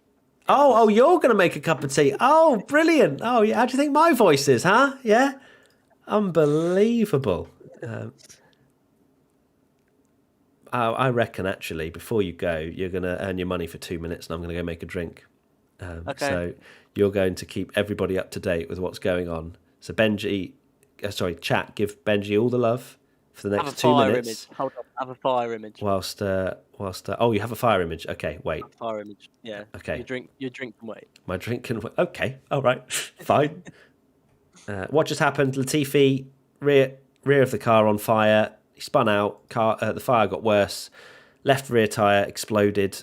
Thankfully, no problems for the marshal that was extinguishing the car at the time. And yeah, he tried to drive reasonably quickly to put out the fire, but clearly the failure was not going away. Yeah, oh my days, what a shot that is. Sideways, and you can see the flames coming out of both sides of the rear tyres. And oh god, that is... Oh dear, that's not... No, never like to see that. I will have to reconnect when I save this, just so you know.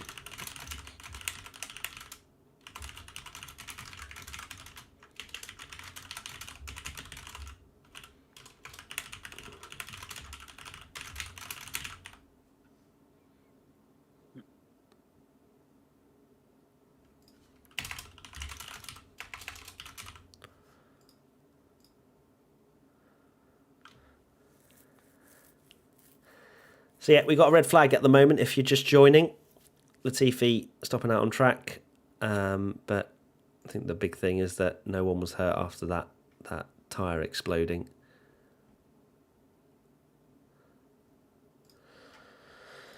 And the car is being recovered as we wait. So I love how maybe I keep doing recaps of Latifi and the rear thing, and someone comes in the chat, just joined. What happened? And like, how many times am I going to have to go through this? Hopefully, people in the chat can cover me here and just tell the people that join the chat what happened in a few words, because I can't keep saying that Latifi had a rear brake failure and the rear brakes were on fire and the tyre exploded and he stopped on track and the fire was bad and now it's all okay. So that's the final time. Do we have the fire image? I have just sent it to you. Yes. As if by magic. Boom. Hopefully there'll be some better ones coming, but that's the only ones on there. Yeah, so that was actually... Was that just before the tyre exploded, yeah. I think? So that was moments before that tyre we can see on the rear exploded and the debris thankfully went, I guess, as you look at it, away from the car and not towards where the marshal was stood. So, yeah, there's an image of what happened. Matt, what happened? Explain again. Jog on, Fraser. Oh, it's Fraser. Hello, Fraser. How you doing, mate? Just realised, yeah. So the recovery truck is grabbing Latifi's car right now.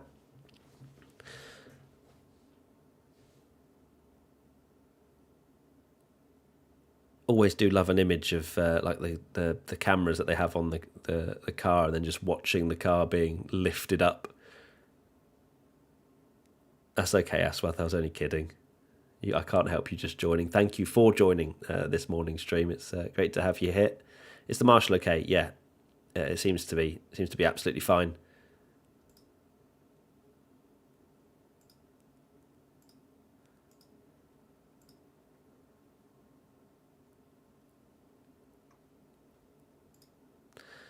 Someone replied to my tweet, which I was basically saying he never liked to see anything explode on an F1 car. Glad the F1 the marshal's okay. Someone said the way they instantly jumped back into the action too. They're amazing people. Completely agree. That's something else from that marshal. Fair play to him. Right, 5 minutes until Alex Gillen should be here with us. So, do you want to go and get your drink? I will. I'm just going to set the meeting up first. Yeah, I'm going to make sure I don't export any images. Otherwise, just be quiet. True. Yep, so I'm in that right now. Okay, I'm going to leave you in the very capable hands of Benji for all of about 2 minutes. Try not to bottle it, Benji. Please be quick. Hold on, I've managed to ruin the timings. 1 second. What have I done? What have I done here? Why is that? Why is that not? What the hell? Why has that gone, like, blank? What's going on? Oh, God, I hate technology more than life itself. Oh, is it because of this? I reckon it's this. Maybe it's that. I don't know. Is it that? Is that in the way? No. It's just gone. I can see the top 4, and that's it. What is going on? Sorry, everybody. I'm just going to fix this window capture. I don't know why it's just come up with the 4, and that's it. Let me delete that and try again. Window capture. New. Bahrain Day 2. Oh, God, it's done the whole thing again. Okay, 1 moment, everybody. You're watching me fix the stream live on camera. There you go. Oh, God. Boom, boom, boom. That's a bit small. We need it to be a bit bigger, don't we? We really do.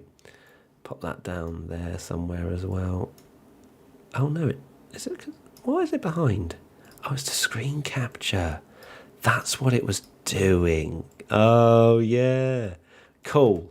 At least I'm learning. That's fine. Cool. So that's that. I will go get a drink.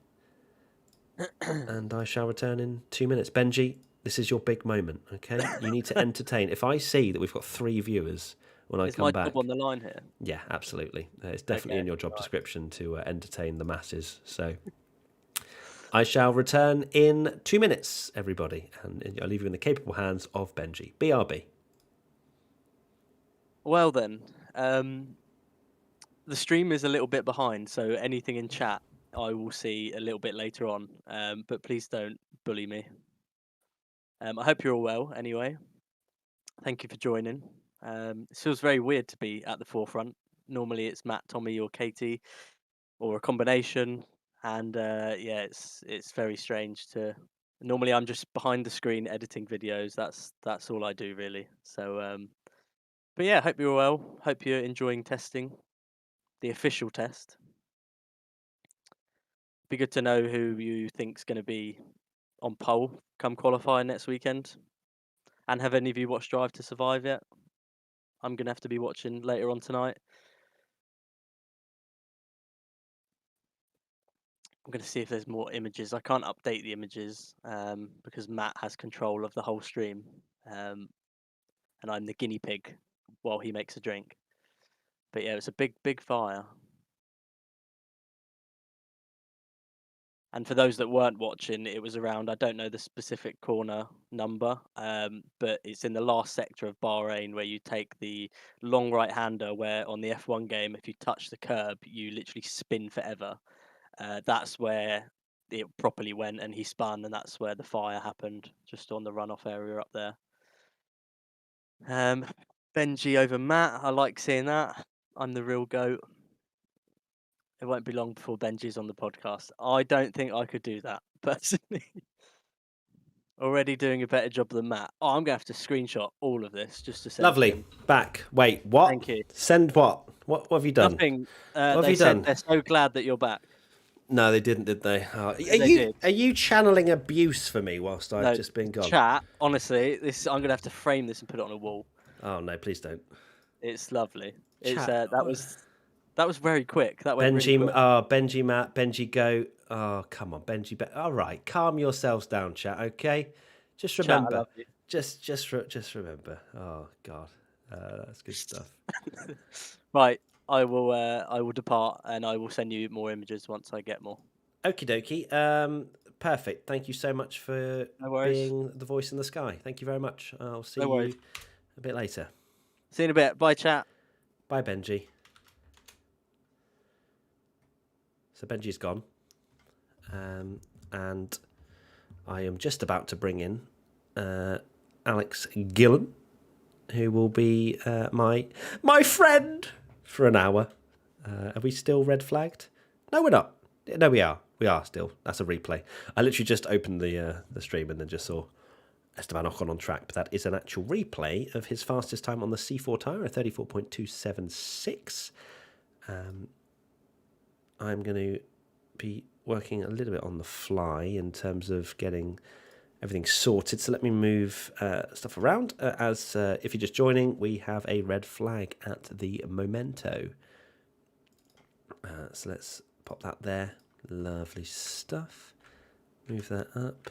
And we can see all the times. And then, oh, why is that like that? Okay, perfect. So, yeah, we're going to be waiting a little while longer whilst there is a red flag. I hope everybody is well and enjoying the stream. Thank you for coming along, as always. We want Benji. Okay, oh, look, God. I mean, okay, guys, please. My ego is fragile. I literally when I went away for 2 minutes, and you're like, "Oh, we want Benji." I hate Matt. It's fine. I understand. Sometimes, it's a lot of talking that I'm doing this morning. So, we will have another guest, and we'll have Nick Hamilton in an hour. So that's exciting, isn't it? To hear from him. Red flag still out at the moment. Bring Ben Daly too. Ben doesn't get up till midday, so there's absolutely no chance of Ben Daly coming on these streams. I can promise you that for free. And Nick Hamilton takes the 10 to 11 slot, so I mean, there's absolutely no chance.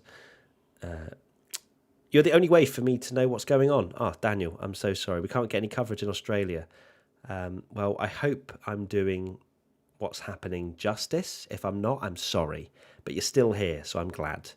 I'm waiting for Alex Gillen to join. Lewis's brother, yes, Nick Hamilton, will be joining at about 10, maybe just slightly afterwards. Latifi's car caught fire, that's why there's a red flag. Thank you, Jesse. I appreciate you telling the story that I don't have to every 5 minutes when people join. Why red flag? I just joined in. No, that's bait. That's absolute bait. I'm not even... Oh, my WhatsApp's open. That's a big ding.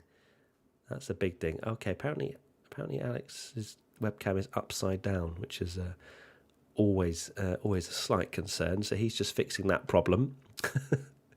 But I mean, that's fine. An upside down stream's more than fine. We're currently having a look at Esteban Ocon's car in the pit lane. There doesn't seem to be any sort of real movement in the Alpine garage. And finally, the car is very much on the recovery truck and going back to the pit lane.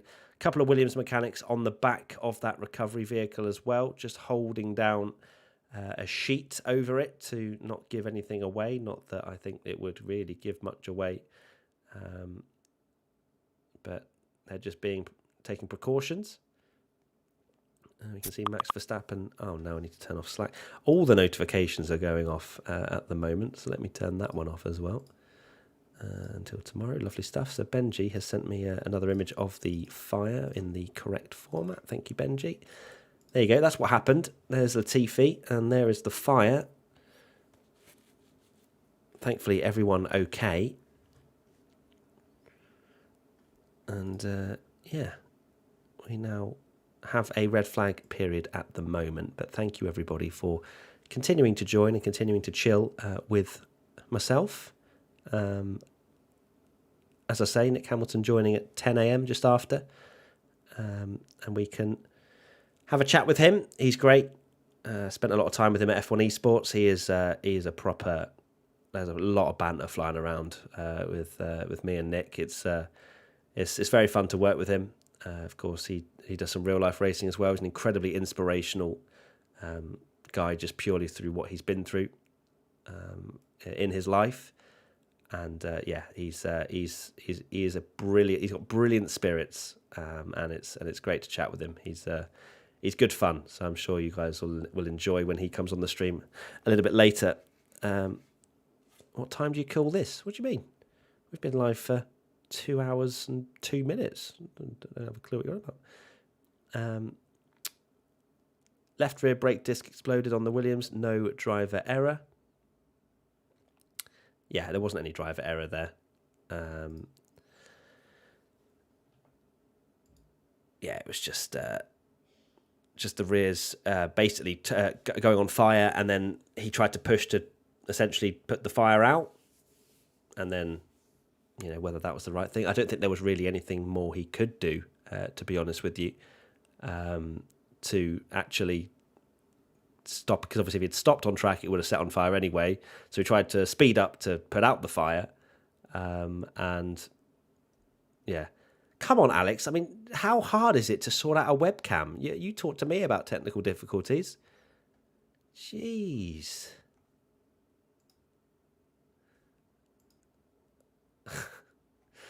It's fine. I've been filling for 2 hours and 6 minutes. I'm sure I can do another few minutes.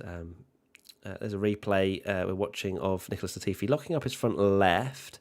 Was this a little bit earlier before the brakes? Were the brakes on fire at this point? Maybe they were just starting to fail. I'm watching you from Greece. Oh, great to have you. I do not know how to pronounce your name, but lovely to have you from Greece.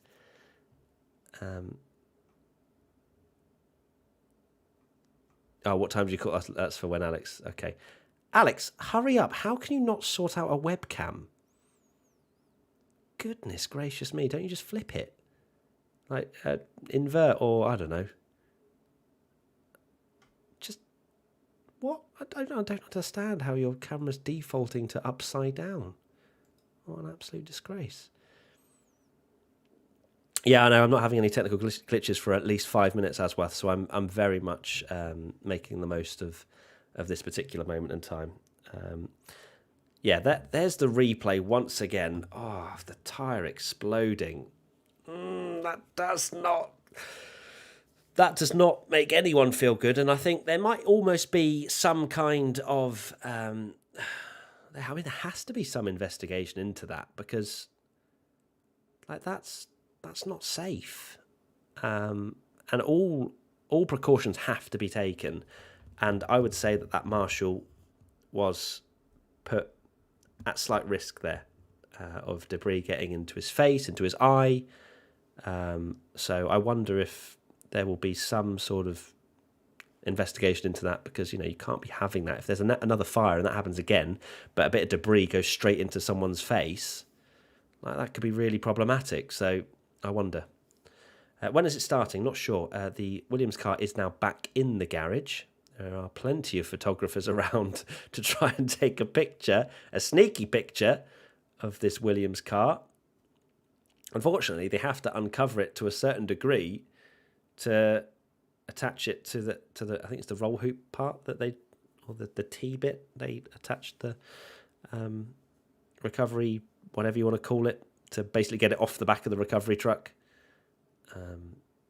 So yeah, there should be some nice shots of the floor potentially, but we'll see. So if you are just joining, we are still in a red flag period. 1 hour 51 to go, so plenty of time still for teams, apart from Williams. That's going to be a big repair job. I wouldn't be surprised if we don't see Williams for a very long time today now. Following from Morocco, great to have you, Pardisi. Thank you so much for tuning in. I mean, you would think Alex Gillen, right? Told him 9 a.m. I said, Alex, you okay to join in from 9 till 10? Is that okay? He messages me, I'm pretty sure at 8:59. Just setting up. You would think maybe, just would have.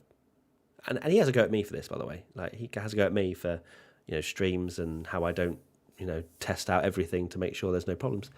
8:59 he starts testing. I think I'm going to do a poll, actually, because this needs to be settled once and for all. And if it's over 50%, I'd say that's conclusive. Is Alex Gillen, it doesn't matter if you know him or not, in the mud? Okay? Simple yes or no. Is he in the mud? I need a conclusive answer from everybody in chat, because he is supposed to be joining me. He's supposed to be joining me 10 minutes ago. I was here at 9 a.m. Well, brilliant. Brilliant, you were here at 9 a.m., but you're not here. You're not. And I think that, wow, this might be the most landslide victory we've ever had for votes ever. 97% at the moment. No, now 90 say that Alex Gillen is in the mud. That's huge. And I reckon that 10% is all Alex Gillen's burner accounts. So, yeah, we will wait for the answer of this particular poll. Please, everybody get involved. I'm very keen to see exactly how much he is in the mud, but I'd say it's pretty muddy at the moment. Still red flag at the moment, hence why there's a lot of waffle going on, more waffle than usual. Morning, everyone. Morning, Patrick. Great to have you along with us today. So for those wondering, we will be doing the final hour of testing today as well, between 3 and 4 p.m. UK time. So just the final hour of the afternoon session. We'll be back just to keep an eye and see if anyone does any big saucy lap times. I've never seen anyone, by the way, take this long to sort out a Zoom. Like, legit, not even kidding. Like, how long does it take to sort out a Zoom? Since when do you have to download new software? And why does that software take longer than 30 seconds to download? I don't know, but here we are. I asked him, Alex, yeah, come support me. Come give me a friend for an hour. Unbelievable. 87% reckon Alex Gillen is in the mud, so that's good. Thank you so much for engaging in that poll. Session will resume in 5 minutes' time, or at least that's what I've just seen. It's probably about 4 now, but 12:16 local time. So yeah. Oh, Alex Gillen wants to join the room. Oh, that is. Oh, what a miracle. Oh, wow. He's managed to flip his webcam upside down, and apparently that takes 15 minutes. Hello. Right, let me turn you down, because Benji was the quietest man ever, and now you're incredibly loud. Right, talk for me, Alex, just so I can get a read of your levels. Hello, I am finally here. Can you hear me Oh, okay? yeah, I can hear you fine. Thank you for joining us, Alex. Appreciate it. Didn't realise that. Oh, actually, you've slotted in straight away. It's almost like I've got no technical difficulties. You've slotted in straight away to your little Alex Gillen box. Amazing. There's a lot of soundproofing as well. Welcome to the soundproofing, joining us for the stream as well. Yeah, thank you, Alex, for finally joining. It's great to have you. People have clarified that you are in the mud, so that's good to know. Yeah, cheers for that. With the Starting me poll. off, setting me up to win there before I've even joined. Yeah, Am I in them? 85% people are saying that I am in fact in the mud. Yeah, and I think that's a very, very true thing. I guess first and foremost, for those that don't know Alex Gillen, he first of all is a long-time friend. I've known him for a very long time, but also I would say he knows Formula One. You can make your own judgment after his opinions over the next sort of 45 minutes or so. But he also streams on Facebook Gaming and is on TikTok. You may have seen some my racing stuff he does on there, and also just across YouTube as well. Uploads a bit. I think that probably. I mean, if you want to say anything else about what you do, Alex, before we go into testing, the session is going to resume in 2 or 3 minutes' time. So we've got a small amount of waffle to have with our breakfast. So feel free to let anyone know anything else. I mean, the first thing is I demand another poll in about 45 minutes time when I'm done. Hopefully I'm looking at 84% in the mud. You're I mean, less if I can in the get mud. slightly less, then I'm happy with that. Yeah, apologies about that. It's because my webcam is mounted upside down. So I see. logged into Zoom and it was upside down, so I had to get other software to flip it to then feed it back into Zoom. I wasn't being completely stupid, but it's just a nature of my setup, unfortunately. But yes, I mean, just jumping on, saw that huge fire from the back of the Williams. That looked pretty severe. Certainly not something they want to be having this close to the end of testing. I'm sure there's a lot of plans they've still got, things they want to get done, tests they want to do, and whatnot. So hopefully they can get that car repaired and back out. But with such a big fire, I don't know. Have they got, how many spare parts have they got? I know the race is only in a week. You'd hope they've got some spare parts around, but yeah, certainly not the middle of testing that they'd want to see. Yes, it's not ideal at all. I mean, it's pretty much a given that we're not going to see them for the rest of the morning. Whether we see them at all in this afternoon, as you say, it depends on how much damage that fire did. We've got a green light at the end of the pit lane now, so no teams rushing out. There's been a big sort of question, really, with the fact of that not really any rush for the teams to go out and do a huge amount of running. Of course, we saw Perez do, I think, 138 laps yesterday, which is, I mean, a gargantuan amount. But there have been quite a few lulls in both testing, really. Whether that's slightly down to a lot of setup changes and teams still very much needing these 2 tests. But there's been a lot of questions as to whether the teams did need 6 days rather than just 3. Got any opinions on that, Alex? Yeah, I heard you saying this earlier, actually, and I was like, right, well, that's the first thing that I'm going to refute as soon as I get on the stream. I don't know. I mean, if you look at the understeer that was it Vettel had yesterday, it was horrendous. So they're just very much still trying to get up to speed with these cars. They're all so new that I imagine a lot of the setup concepts have completely changed. We've seen them, particularly a team at Red Bull, going from running the really high rate to now running as low as possible to the ground on the rear. It's massive changes. And although we're not seeing them pound round, it's not a reliability test. It's a performance test, really, isn't it? I mean, yeah, sure, reliability comes into it as well, but what they're trying to do is eke out as much performance as possible. So, yeah, I think that they're working their socks off to try and make these changes as fast as possible, setup changes and whatnot, and just trying to get the most, not only just performance out the tires, out of the car, also looking after the tires, all new tires, of course, with the completely different rim sizes.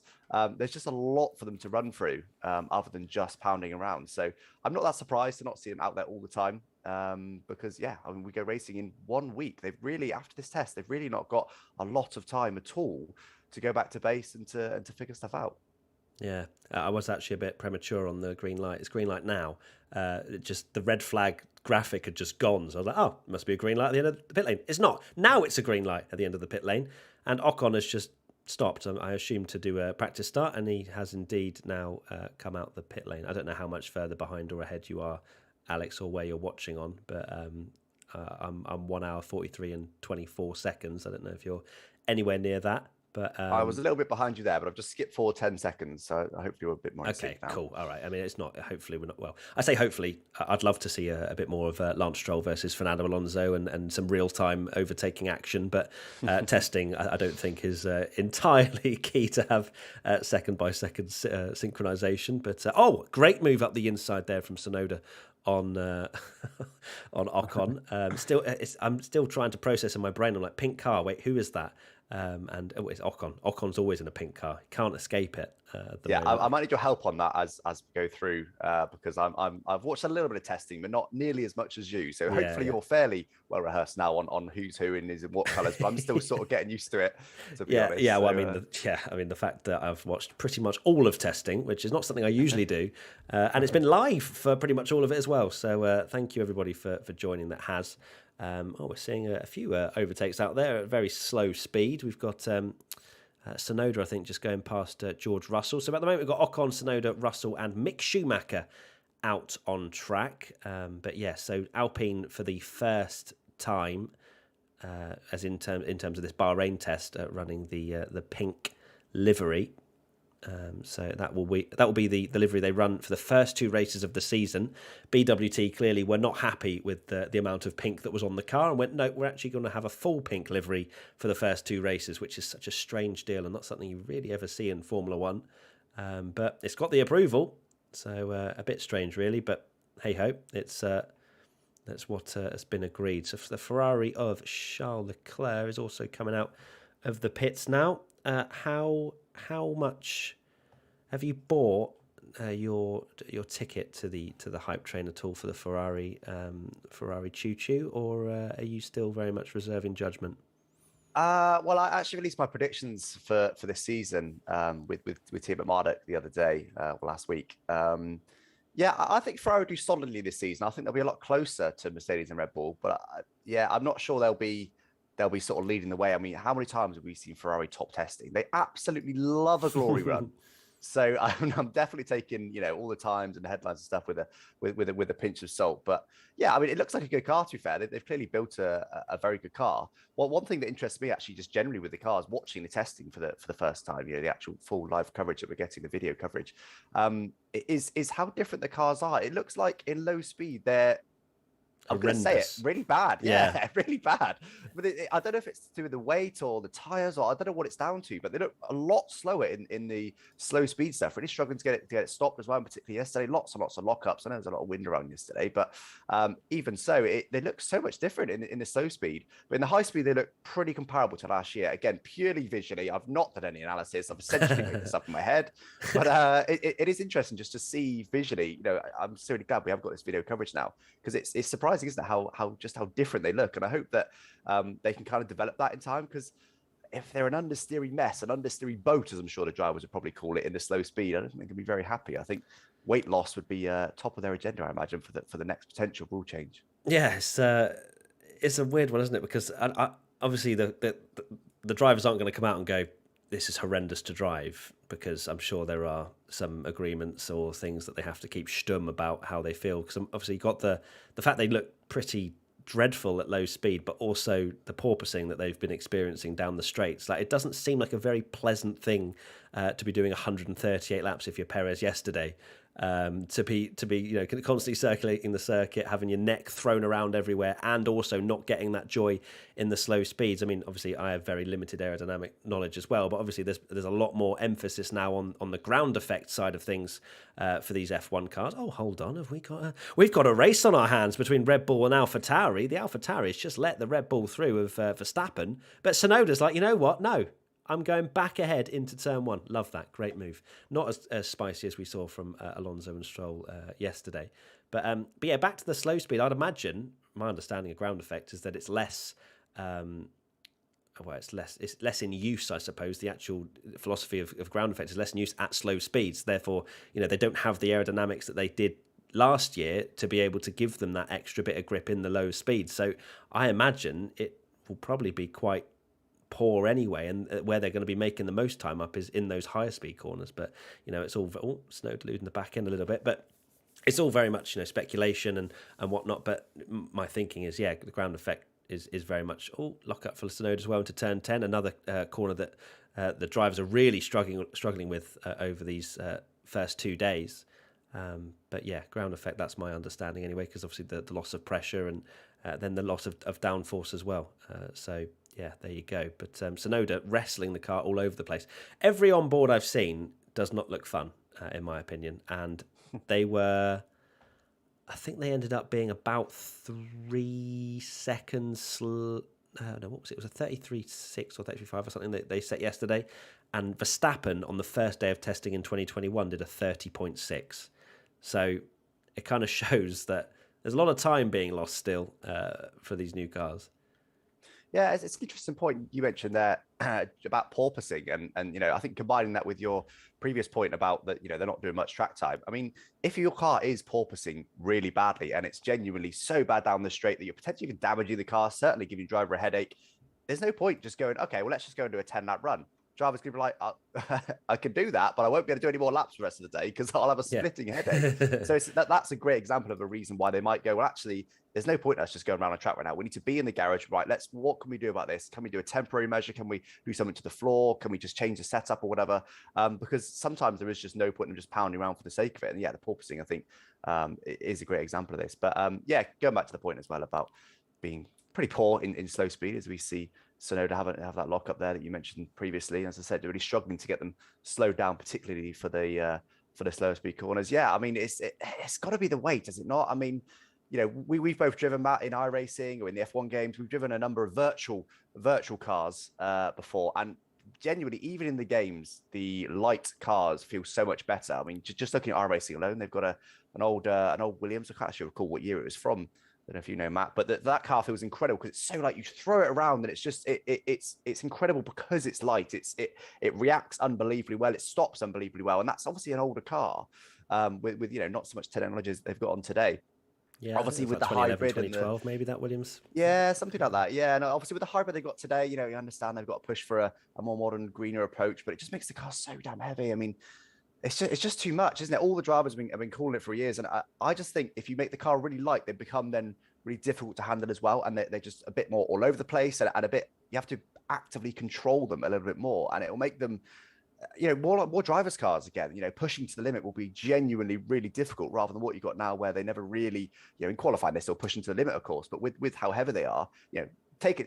Way I understand things is always take them to extremes. If you're pushing to the limit in a 2 metric ton road car, it's quite easy to find the limit, isn't it? Because it just sort of rolls in the corner. It's so heavy, and you just sort of find it really easily. Whereas if you're in a really light, even like a Caterham or something like that, like a full-on track day car, it's going to be a lot more difficult because it's going to be a lot more skating. It's going to be moving around underneath you a lot more. That's obviously a simplistic example. I've never driven an F1 car. I've certainly not driven these 2022 cars. I've not driven an old one either. So that's as close as I can get really to kind of getting a feel for what it would be like to the weight. Obviously, less extreme examples, but percentage-wise, they've added a lot of weight to the cars over the last 8 years or so since the turbo hybrid era. So, but yeah, I mean, moving away from that, I don't want to talk about weight the whole time because I'm actually quite a big fan of this hybrid era, I've got to say. But I do love these new cars. I've got to say, I can't remember a time when there's been a rule change that I've immediately gone, yeah. I love these cars. Yeah. The second I saw any of them, I was like, yes, these look incredible. Every other rule change that I can recall, when I first see the cars, I've been like, yeah, I don't really like them right now. But then fast forward a year, and those newer cars are now the normal cars. And you look at the older cars and go, no, those are ugly now. You kind of just like whatever's current. But these, immediately I was like, yeah, sign me up. These are incredible. I think that was a unanimous thing as well. Like, everyone hates change, especially when you're used to something. But these cars just looked so futuristic, and obviously not as futuristic as maybe the concept cars from 10 years ago, thinking of what a 2022 car would be. I think everyone thought it was going to be a spaceship, but they look more aggressive, and it's a great direction as well for Formula One to be going in, that they're trying to help the racing, and there's obviously a lot of talk about the Mercedes side pods, and does that break the spirit of the regulations? There was this whole thing yesterday about Christian Horner. That there was a German publication, Moto and Sport or something like that, essentially getting a quote from Christian Horner saying that, they're breaking the spirit of the regulations and they don't think it's legal and stuff like that. And then Red Bull came out and said, Christian Horner's not said this is incorrect. And then apparently they had to then backtrack and went, Christian Horner's not made an official statement on the Mercedes car yet. So yeah, there's a lot. I think just back to the whole struggling. I think with so many different changes of the car, I think there's always going to be an area that teams are struggling in, and clearly the slow speed is something that the teams haven't been able to get a handle of. And to be honest, I'm actually more than happy to see the drivers struggling, to see the drivers locking up, to see the drivers making mistakes, because that means we're going to see some more unpredictable racing. I would much rather than be circulating at 1 minute 34s and then be wrestling the car all the way around than them having 1 minute 28s and, they look faster, but there isn't that element of mistakes, or the cars are too easy to drive. It seems like these cars are very difficult to drive. You've got the 18-inch wheels now rather than 13-inch from last year. You've got the completely revised aerodynamics. You've got the weight, as we've mentioned. I think it's 43 kilograms more heavier, at least, for a lot of the teams because of all the things that they've added to the car. Obviously the wheels are heavier. They've got more safety precautions as well, more safety in terms of the crash testing that they've done with the cars for this year. Because Formula One are always moving forward with safety, which is obviously amazing to see. As I mentioned with Latifi's little blowout with the tyre, I wonder if they'll revisit Marshall's safety a little bit after that particular sketchy incident. But yeah, I'm more than happy to see the drivers struggling, because that means fun times ahead. Yeah, definitely. Just before I say what I'm going to say, Benji is in chat saying check Slack in all caps. So I think there's probably a new image for you there. Oh, the people's champion, Benji. Sorry, Karen, I'll do that. I've forgotten what was talking about wrestling the car and oh the drivers struggling. What I really liked yesterday, I actually can't recall. Yeah, it was Perez, wasn't it, in the Red Bull at the end of the day yesterday? Ended up beached in the gravel. Yeah. I kind of hope that these under really the VSC, low... may I add as well. Yeah, exactly. Yeah. Did you see how slow it was, though? It's such a pathetic spin. He was just crawling around. He just clearly had no tyre temp. He definitely forgot as well. He definitely forgot that there was a gravel trap there as well. Otherwise, he definitely would have slammed on the brakes. Yeah, just reversed into it. I was like, oh no. Imagine how bad you'd feel. Like, oh, what have I done here? It's the most pathetic spin ever, isn't it? But what I actually kind of like that happen. I don't know if that happened at every track, but the fact that the rear of the cars is so much lower now, will we see more cars beached? I mean, we used to see it so often, didn't we, many years ago, but we don't see it very often now. Normally when a car goes through gravel these days, they just sort of keep moving, and they don't really get stuck very often at all when they reach the gravel. Of course, it does cost them time, but they don't really get stuck. Whereas I'm kind of keen to see drivers punished a bit more. We see so many tarmac runoffs and stuff these days that drivers go off the track and they're not punished that much, really. They lose a bit of time, maybe. Sometimes not even that. Sometimes they gain time, of course, off the track. But, if we're going to start to see drivers beached and stuff as a complete side effect of the fact that these cars are running so low to the ground, then I'm keen for that. I always want to see mistakes punished. Because these drivers, right, they're paying a lot of money to keep it on the black stuff and drive it as quickly as possible.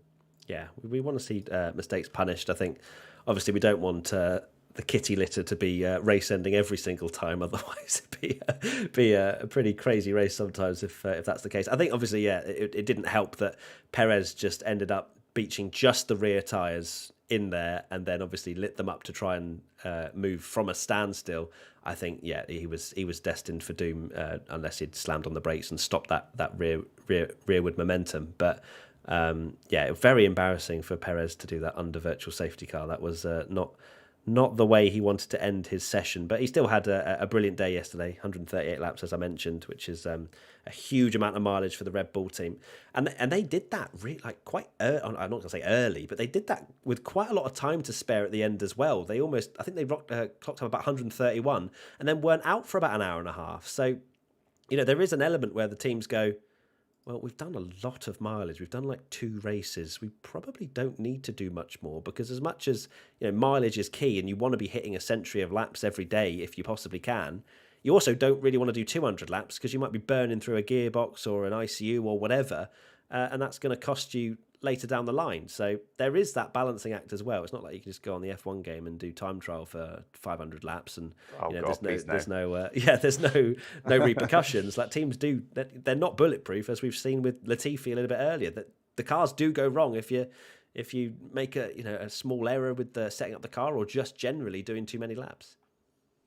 Yeah, just watching this Mercedes go around, I'm sure you covered the side pods to death ever since they got released yesterday. I absolutely love it. I love innovation in F1. I'm very much, I'm far from being an engineer, but I love seeing all those innovations in F1. I loved it a few years ago. Remember when McLaren had those sort of U-shaped side pods and just anything different like that in F1? I'm like, yes, I love it. Obviously, there's kind of questions over legality, but obviously they've contacted the FIA and stuff. Again, I'm sure you've covered it to death, but I just love seeing it go around on track because it's just so different. There's a lot of talk in chat as well about them potentially sandbagging and them lifting off in the straights and stuff. I did see some telemetry as well. It seemed to show they were quite a bit slow in the Ferrari in the straights. I don't think that's necessarily sandbagging. That's just not choosing to run your engine in lower mode. I think that says more about Ferrari actually than Mercedes, in that Ferrari are feeling need to turn up the engine. I mean, they've all got their own run plans. They're not. They have done glory runs in the past. Ferrari in testing. I don't necessarily think that's the case during this test. But it's up to the teams what engine settings they want to run. Mercedes' priority probably isn't out and out speed right now. Their priority is mileage. If they turn the engine up and it blows up and they lose a day, well, that's an absolute nightmare for them with the limited testing they got today. So they're not there for out and out straight line speed performance. It doesn't really matter. That's not really what they're trying to test during this test. There's a lot more that they're trying to get through. So I wouldn't necessarily call it sandbagging if they're slow in the straights. It's just I'd say just different run plans really. And the thing is as well, Russell at the moment 4.3 seconds off the pace, down in ninth. Even though they may well do a performance run, but with a lower engine setting, with more fuel, whatever, they can do as many bits of calculation as they want to know exactly where they sit. Like they don't need to do a one-lap fuel. Obviously, it's great for the driver to get a feel of exactly how it handles, but in terms of the data, they can get a rough estimation of how quick their car is without actually ever going quick, which is, the beauty of Formula One teams and what they've got available to them and all the telemetry and whatnot. So it's... there you go. Tsunoda's locked up again at turn 10. That corner it has proved a lot of caused a lot of problems in the past, and God, me trying to get around it in the F1 game is an absolute disaster most of the time. But there's been a huge amount of lockups in the first 2 days of this testing through that corner, and maybe it's just the weight shift is much heavier. We've already spoken about the cars and whatever, or the 18-inch wheels. There's so many different variables for the drivers to get their heads around, but turn 10 seems to be a major problem for these drivers to get right, and I wonder if we'll see that same problem when we get to the race next weekend. I think it's going to be interesting because not only are we going to see the pecking order, which is great, we're going to see who is quickest around Bahrain, who has done the best testing, who has got the most knowledge about their car in qualifying next Saturday. But I almost feel like when we get to Saudi Arabia, that's when we fully start to understand the picture. It's all well and good. All these teams essentially have 24 hours, if Haas also get their extra 2 evenings of running in. They all have 24 hours of running, plus then free practice to dial in their setups for this particular Grand Prix. Obviously, they're going to be testing many different setups, many different things to hopefully cover them off for a lot of the season, but they're going to have so much data about Bahrain, especially on the porpoising side of things, where they're bouncing up and down. They can change the setups and tweak it a little bit to make it as bearable as possible for the race next weekend. But when we get to Saudi Arabia, when we get to different tracks with different contours, with different bumpiness, etc., they're going to have to be a lot quicker to adapt with only 3 free practice sessions. So yeah, it's going to be interesting to see which team is able to adapt the quickest to these problems that are definitely going to arise. Yeah, it's always weird, isn't it? At the start of the season, the first race has always got a bit of a pinch of salt with it, especially when it used to be Australia, because that was kind of a bit different to other tracks. It was always like, okay, in this race, we can clearly see X car is faster. But you're always like, but it's the first race. Is that just a particular track that suits that particular car? So as you say, you got to wait a few races really to get any kind of pecking order. Also with Bahrain as well, because they've done a test just a week before the race, some teams would have been able to hone their setup perfectly. Other teams perhaps would have had different priorities, or perhaps didn't get the mileage they'd like. So that kind of adds another pinch of salt as well to the Bahrain Grand Prix. But I'm just so excited to see these cars at full speed, all the fuel out, full fuel mode in qualifying. I'm always so excited for that first qualifying session of the year, especially during regulation change. Sign me up. Just let me see what they're actually like. Interesting one on the tire lockups as well. You mentioned the new tires there, or the new 18-inch rims. I wonder if that is playing a big part, or if it is just perhaps like you said, a combination of the weight or wind or whatever else. But I mean, having much less tire wall, much less spring within the tire itself. I wonder if that is making them a lot easier to lock up or something. I'm not too sure. It'd be interesting to kind of hear. I'm sure we'll get, over time, I'm sure we'll hear from the drivers, and they'll start to kind of mention these sort of things. They're obviously not going to sit down with the media right now and list out, right, well, this is the problem with the car, this. They're obviously going to keep a bit quieter about it. But yeah, because we have just seen so many lockups, like you said, a lot more than normal. What's wide for Russell? Sorry, carry on. Yeah, I'm about 5 seconds behind. Oh yeah, I've just seen it. There you go. There he goes. He's back on track. About to take Bahrain outer he was there, George. Yeah, it's interesting. Like I say, hopefully we will get a bit more insider information, I suppose, from the drivers in time. Have we had any more on Danny Rick? There's a few people mentioned it in chat. Obviously, he was unwell. Was it yesterday? Have we heard if he's any better? If he's going to be in the car today? The only thing is that obviously he was supposed to be in the car yesterday. Wasn't. Lando took his place, but also was supposed to be in the car today if he was feeling better. And so far, no. I think the only thing I've really seen is that he's still unwell, and obviously he has to be pretty unwell to miss F1 testing a week before the start of the season. Speaking of McLaren, there is Lando Norris out on track on an outlap, but yeah, I mean, it's going to be a bit of a disaster for Danny Rick if he isn't able to get in the car tomorrow. I mean, it's brilliant for Lando, gets 3 full days of testing. I know that McLaren have actually had a lot of issues, so I wouldn't argue that he's had a huge amount of mileage. I think McLaren yesterday had the least mileage of anybody, around 40 odd laps or so, and because they've been having some brake issues. So in terms of the teammate rivalry, maybe it's a bit, it's a little bit more fortunate that Danny Rick, if he wasn't to get in the car, Lando doesn't get 500 laps under his belt, because that will put Lando in even better stead in their teammate rivalry. But of course, that's not what they're focusing on. They're focusing on the development of the car. But if Danny Rick doesn't make into the car tomorrow, it's going to be a huge learning curve for him next weekend. But yeah, it's a big shame. There's apparently he's come back negative for COVID, so we don't think it's COVID.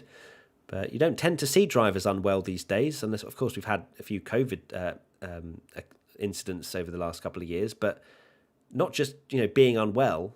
We've had a couple of sort of substitutions, but nothing really else. Yeah, as you said, they normally sort of power through, don't they, really? Like you said, it takes a lot to miss testing. But then again, it is only testing. If this was a race weekend, would he just bite the bullet, or is he really that unwell? Well, yeah, we don't really know too much, but hopefully he does get better soon on that one. Interesting that you mentioned before about 24 hours of testing they get, and actually that's loads of time. When you compare it to the sim racing world, that's not much time when you think about it. I mean, me and you don't do much practice, because really we turn up to an iRacing race with some of the quickest people on our racing sometimes, and we've done and we expect to win. We're lucky sometimes. Yeah, exactly.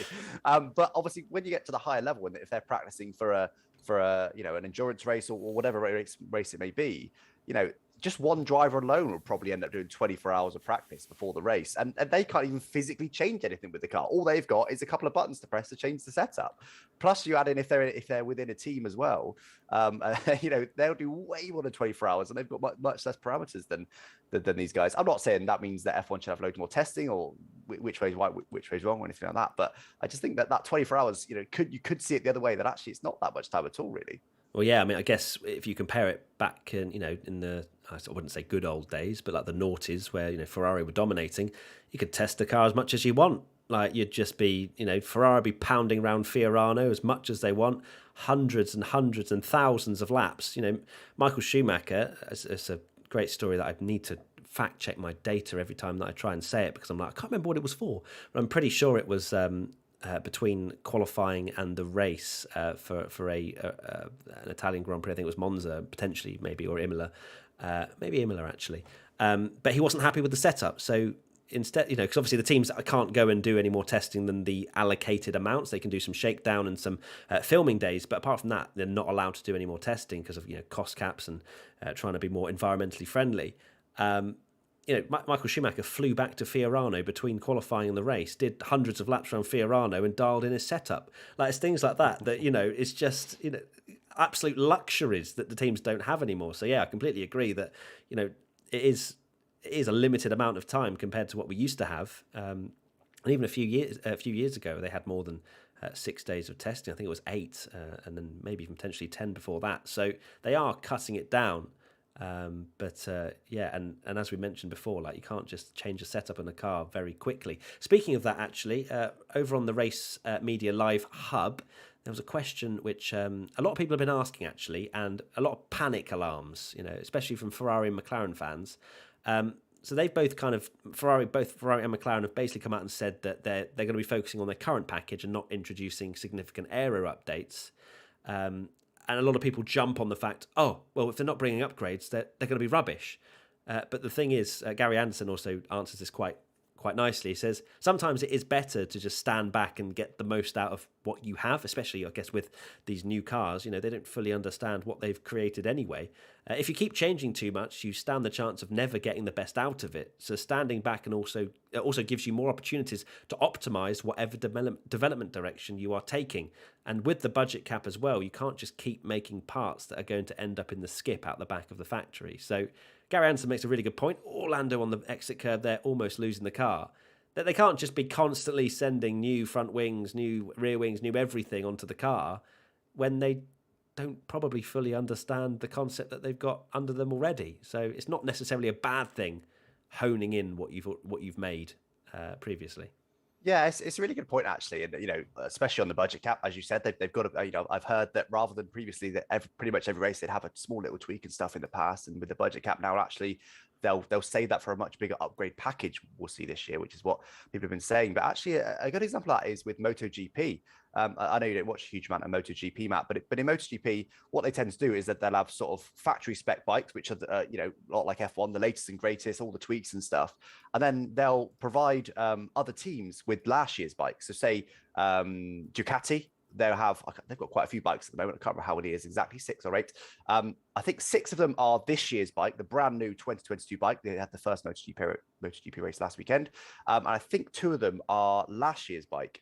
And it's interesting because last year's bike goes really, really well. And this isn't just a case of the most recent race, MotoGP. You see a trend. Last year's bike, and okay, the development isn't as big as in F1.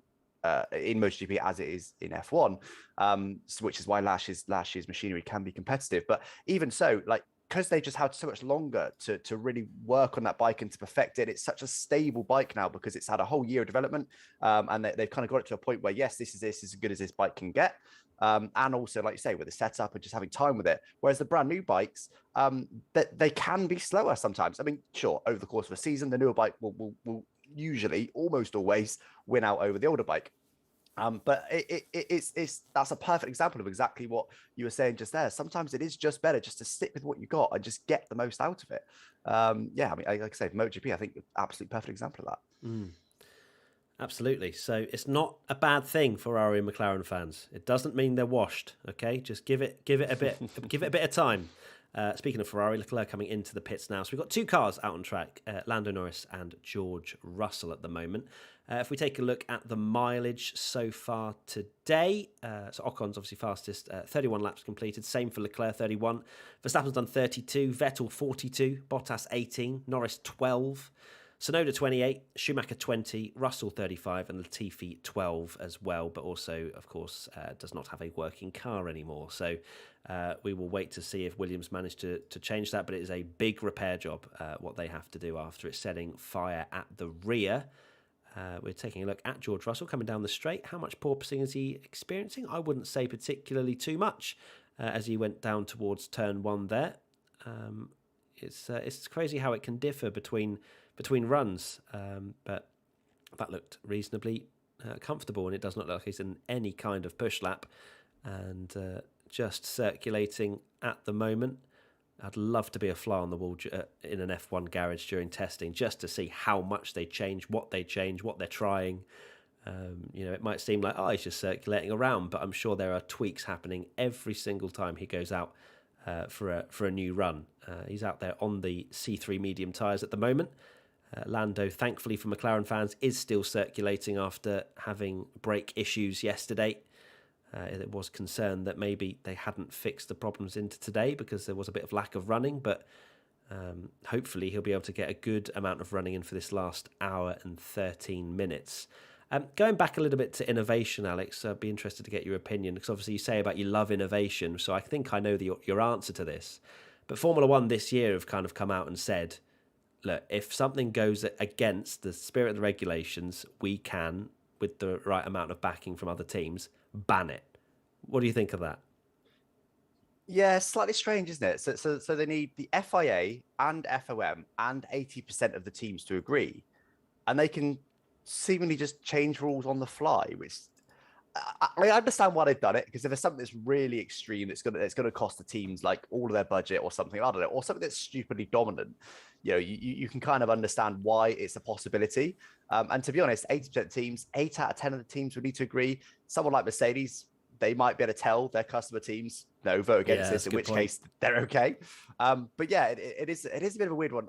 I don't think it will come to that unless there's something that's really extreme. I think Mercedes' side pods are okay. As far as again, I'm very limited aerodynamic knowledge, but as far as I can gather, that what they've done is essentially rotated their side pods and just moved them down and to the left. So I think there's a set size, isn't there, that the opening needs to be or something. I think they've just moved it down lower, which other teams didn't necessarily think was possible. So seemingly it is legal. As I said, this year they actually have to share the CAD data, the computer aided design, full on 3D drawings, 3D designs, I suppose, with the FIA. So that will have already been approved in theory, but the FIA can only really give their opinion as before. So they could still be protested in a race, and then it's up to the stewards to make a decision from there.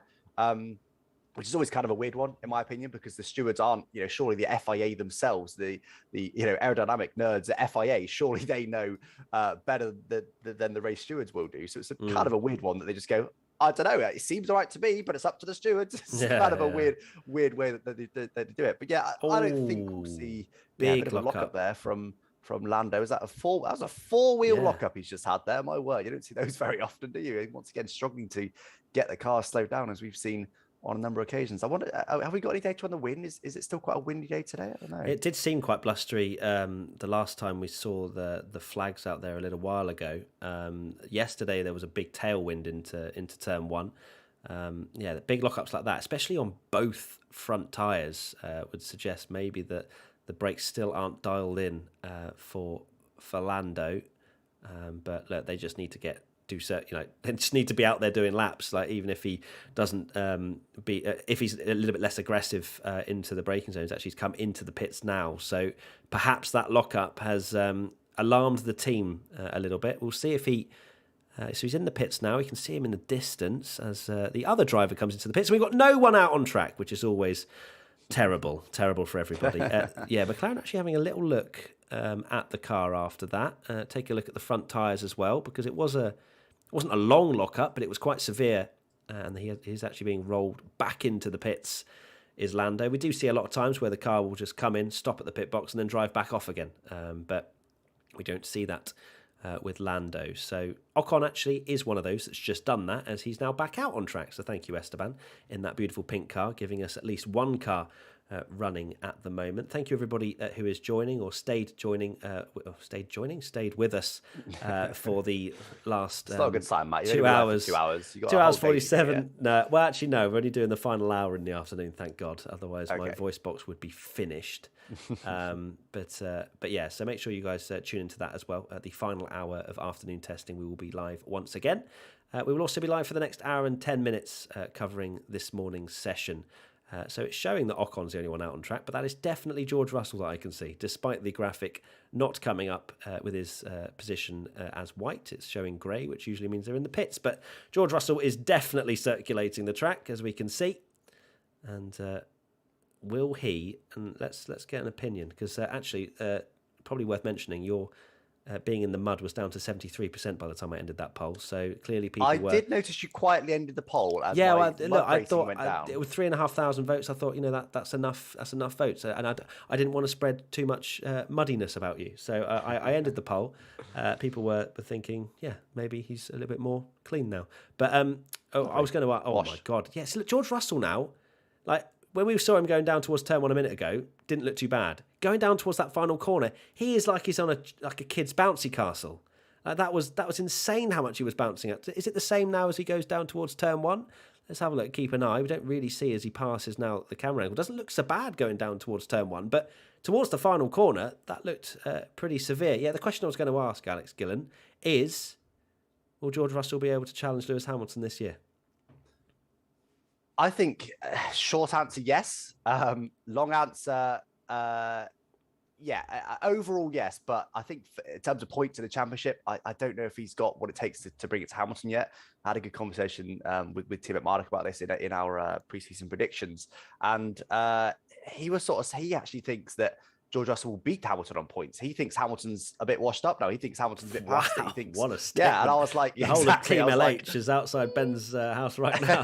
Yeah, and I was like, well, it will come a time, and he may well be slightly past his best, but his best is so high that I think that he's still right up there. I don't think this season is the season that he starts to really fall off. And he's such an unbelievably well-rounded driver these days. He's obviously incredibly quick. He's got incredible racecraft. He knows how to, get a car to a finish line. Look after the tires. There's so much there that he's learned over his career that I think any driver would find it incredibly difficult to beat Hamilton on points. I mean, just ask this Nico Rosberg. He did it once. Was like, yep, that's enough for me, Bye. guys. See you later. I'm done. So but definitely, I think he'd be able to bring it to him. I think he'd be incredibly close in quali, just like Bottas was.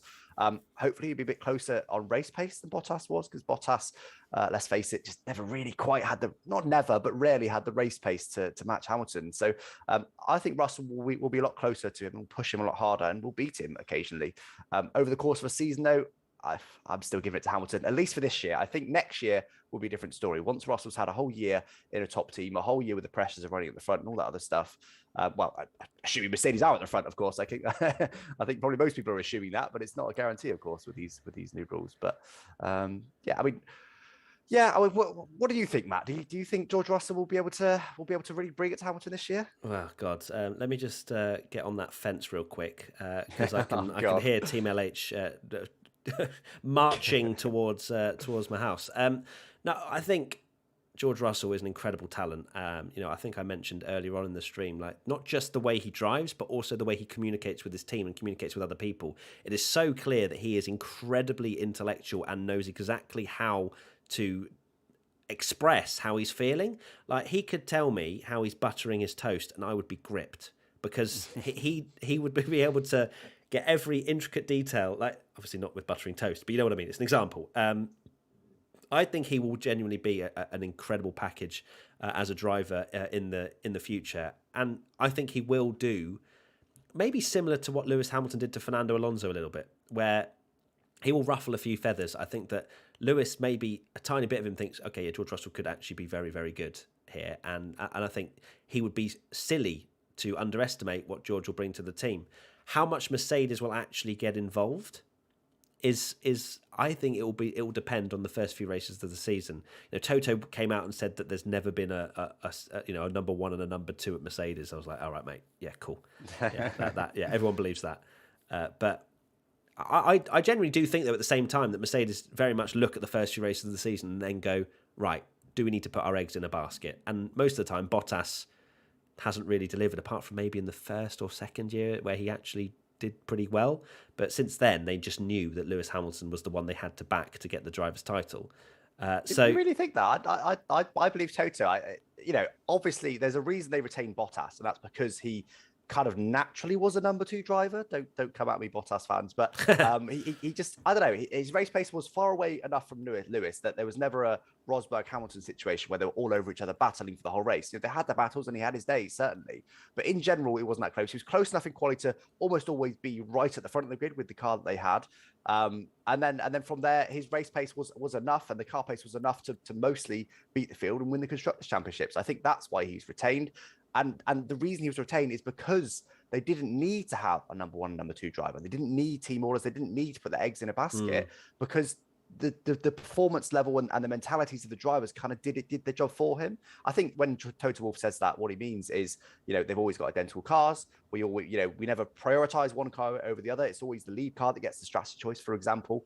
Unless it's literally championship decider day, or there's a real strong reason to prioritize one driver over the other. I don't believe Mercedes do that, but they're just smart. Well, they were smart with the drivers that they signed. It's interesting now, of course, they've gone the way with George Russell, thinking Hamilton is getting towards the end of his career. He's not going to be around forever. We need the next superstar.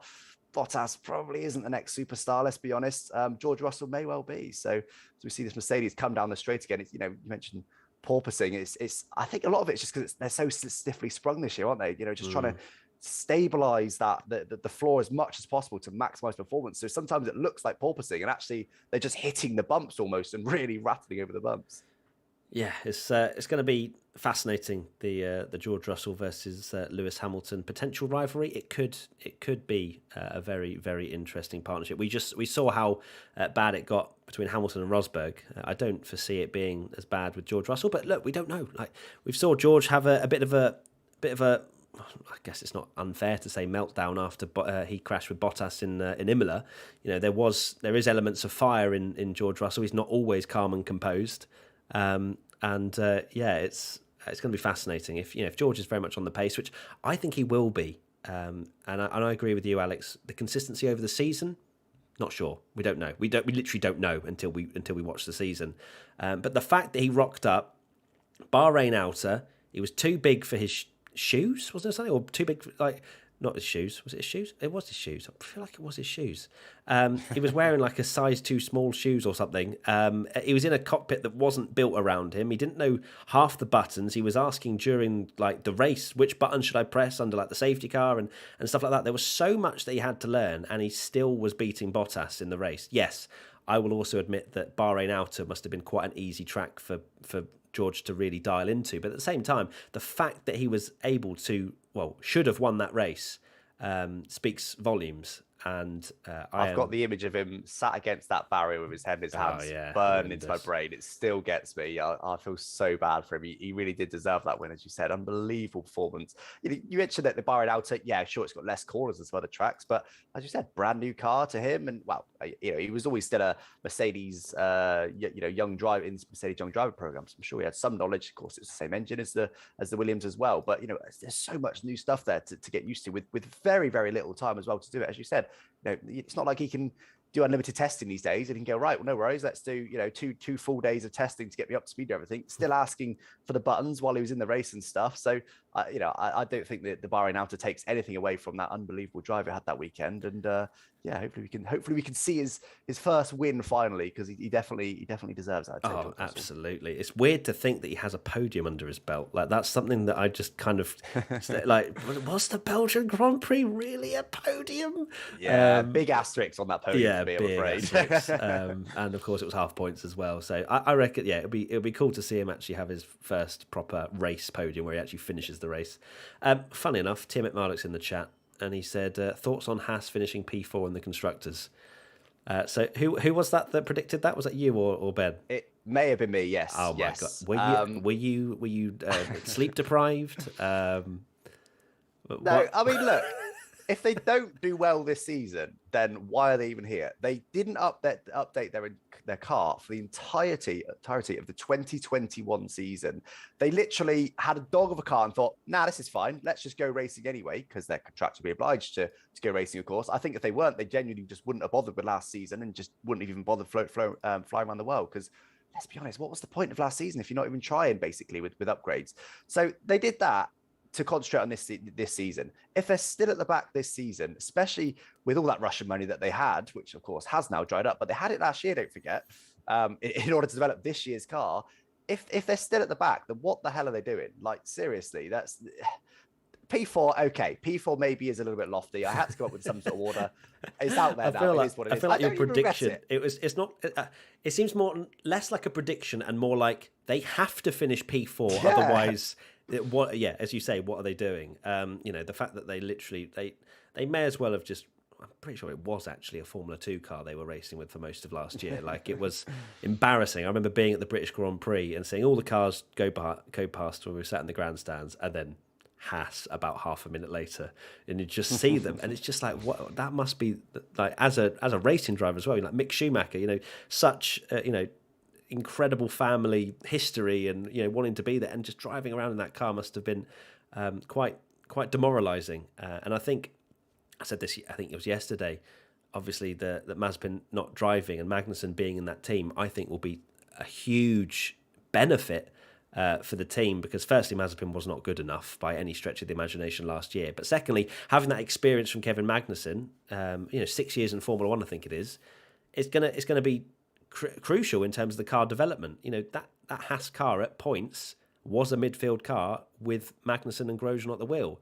Fair enough, it wasn't always a midfield car, and just one time they'll just pop it P5 on the grid in Austria, and the next time they'll be 20th on the grid. It was a very strange season. I think that, I can't remember, it was maybe 2018 or something. But I think having Magnussen in the car is going to be hugely beneficial for Haas. I think Mick Schumacher can learn a lot from Kevin. I'm not saying Kevin is an incredible driver. I don't think he's top echelon, but he's certainly a solid driver that we know can score results and is a podium finisher. So I think for Haas, they needed that.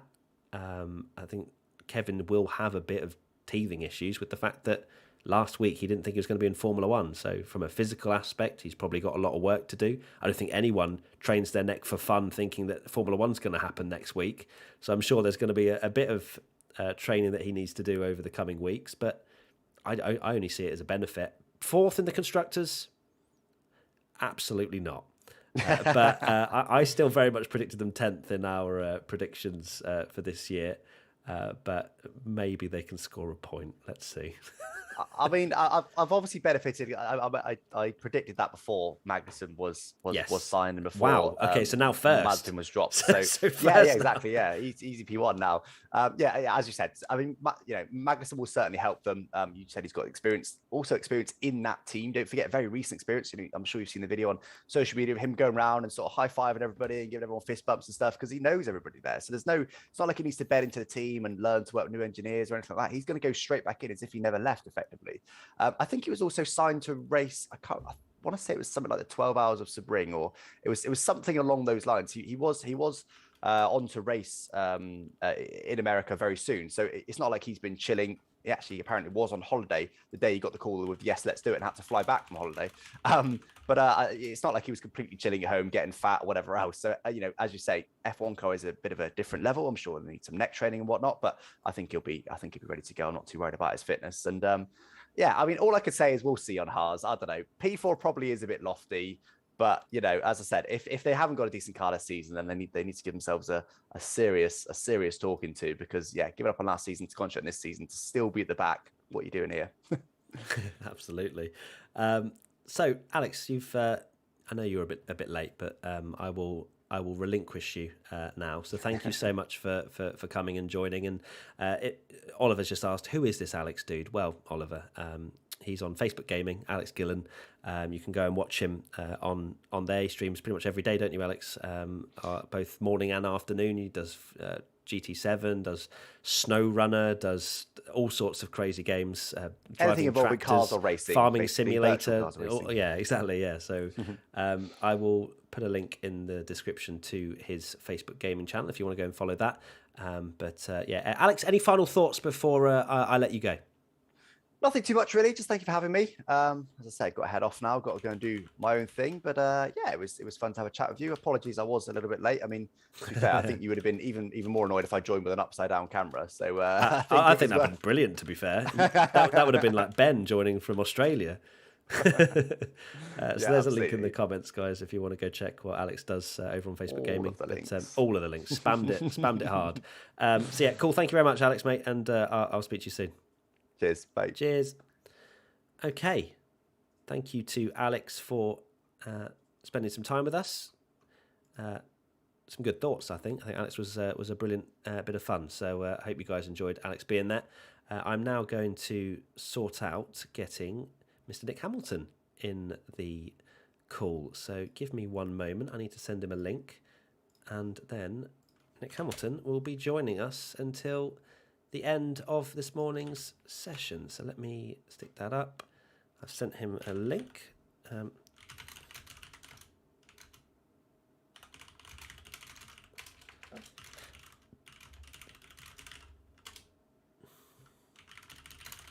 So I've sent him the link. Nick Hamilton joining very shortly to give us his thoughts on testing and to watch along, and I'm sure he'll provide a little banter as well.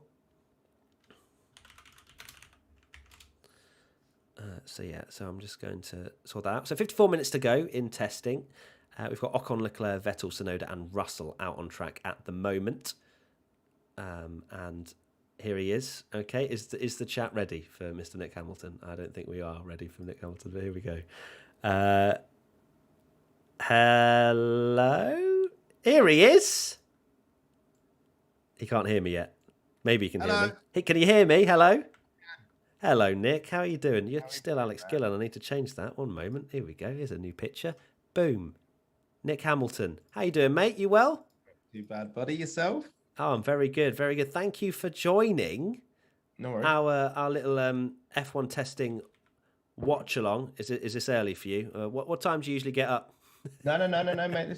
I've been in meetings, dude. I've been Yeah. working. Oh, I know you've been. Yeah. Meetings, It's, mate, up meetings. and grinding. Up and grinding. Busy guy. I just managed to fit you in my busy Oh, schedule. good lad. Well, I appreciate it. Yeah. I appreciate it. Just I managed. see the goof background, Goof's world. Yeah, this is where the magic happens on my Twitch channel. Big Twitch streamer, Mr. Nick Hamilton these days, and also racing driver. I mean, he's basically every label in the book. You got a coffee there? You vibing? Mate, this is actually the hot chocolate, hotel chocolate velvetizer machine thing. Oh yes, Yes, oh, mate. I want one of those. Are they good? Going serious in my household. Is it really good? Is it as good as I've heard?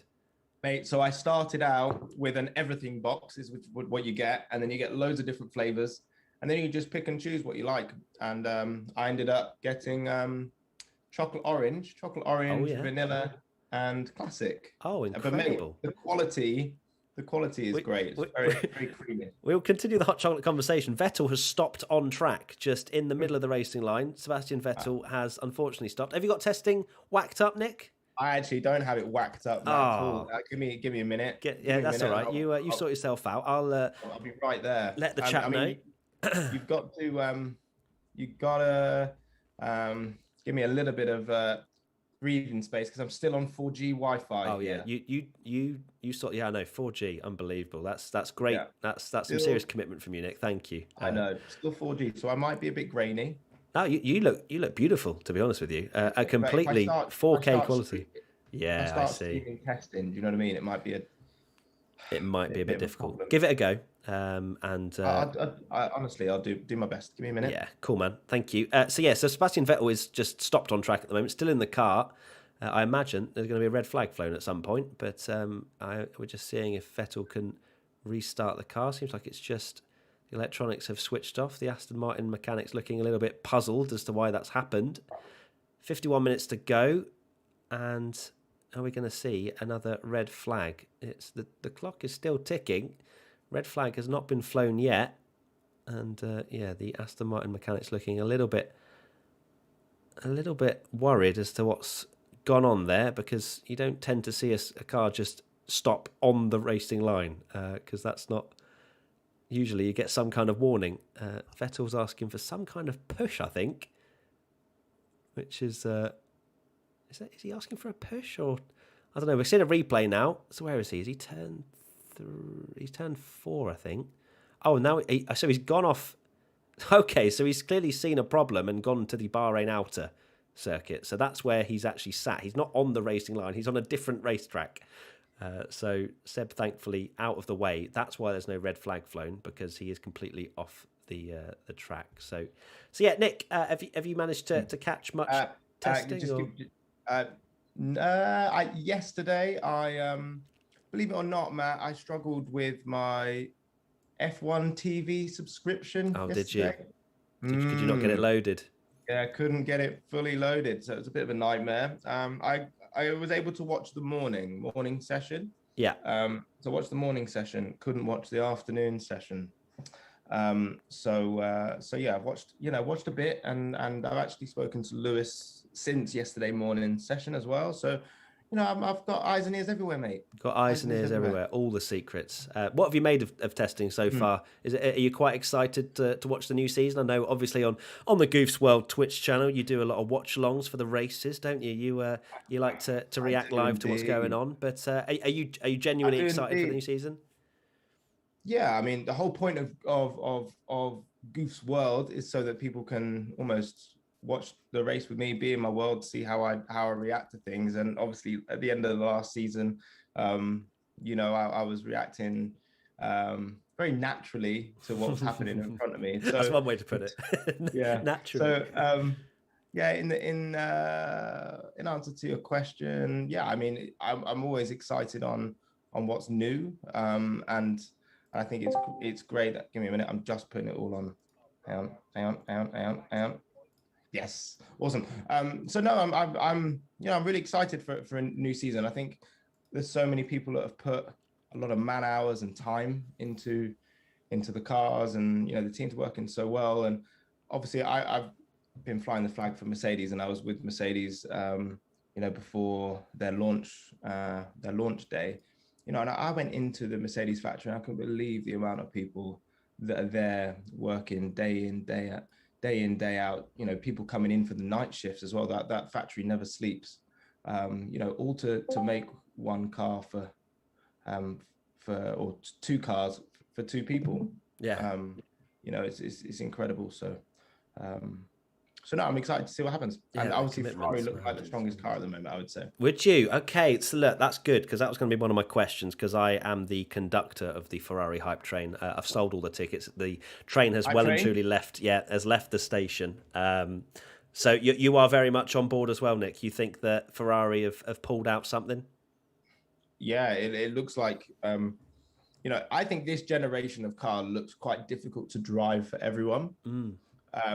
So I think everyone's in the same boat in terms of difficulty of driving, but I think Ferrari have definitely got the pace and the legs on everyone. But you never really know, do you, until first quali in Bahrain? Yeah, Ferrari love until Q3 maybe. Yeah. It may even be till we get to Saudi Arabia, because obviously they've had 24 hours of running for this track before they. This is a long free practice they've got for round one, haven't they? When we get to Bahrain again next week for the first round. But yeah, I mean, Ferrari love topping testing. They love a headline. So I hope it's not, for Ferrari fans at least, another one of those looking very good in testing and then not being as quick as maybe we all hoped. I guess the big talking point has been the difference in all the cars. Like, a lot of the concern for fans seeing the new regulations was that we all thought that the cars were going to look pretty much the same. But we've had the Red Bull chat about the side pod in Barcelona. We've obviously got the chat about the Mercedes side pod in Bahrain. But generally speaking, all the cars look quite different. Yeah, I mean, if I'm honest, Matt, I I knew this upgrade was coming. Of course you did. I knew it was coming. When I went to the factory, I was actually very honoured to get the opportunity to go into the wind tunnel. So I actually saw what was coming. Oh, amazing! For this test, and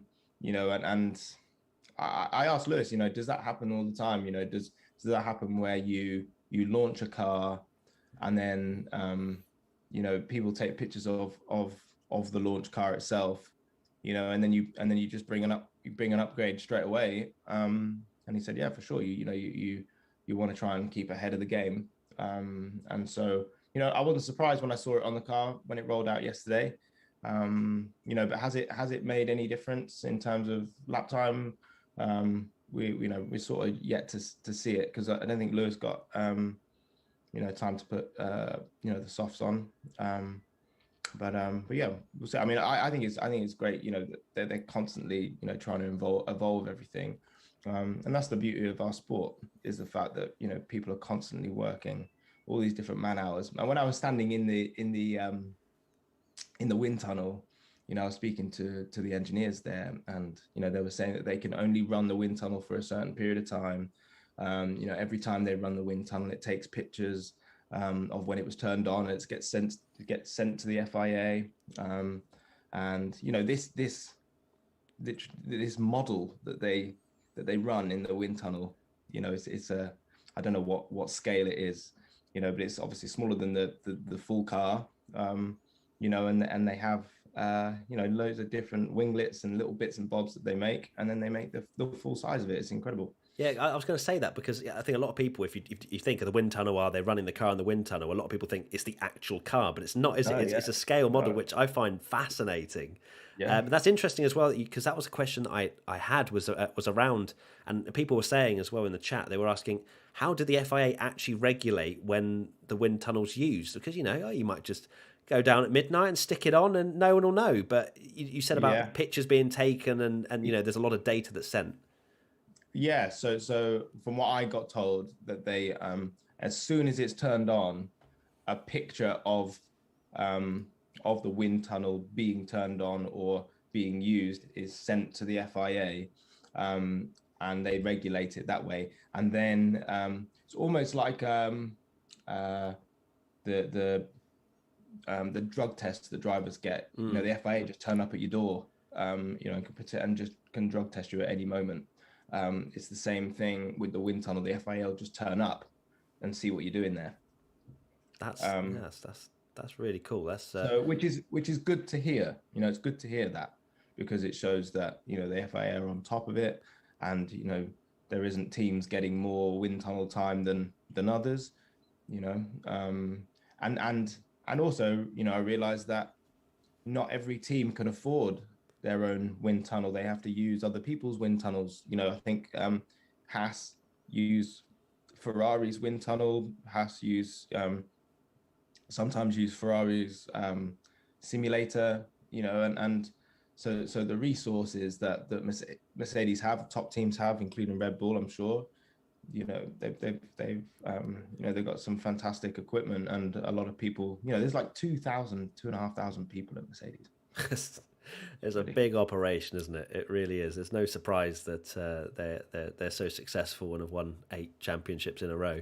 What I was going to ask, actually, as you are a racing driver and you've been part of BTCC, and you very much have been in the world of racing, both virtually and in real life. I was going to ask you a question that obviously Formula One have kind of clamped down a little bit on this year, and I was speaking about the innovation and the fact it's cool that the cars look so different. But there's also been talk, because of Mercedes bringing this side pod, that there's been rumours, is it legal, is it not? That Formula One, when they can get the FIA's approval, when they can get the votes in from the teams and stuff like that, they can literally just ban an innovation if they think it goes against the spirit of the rules. Are you for or against that kind of ruling? Well, that's a good question. I mean, to me, I think everything needs to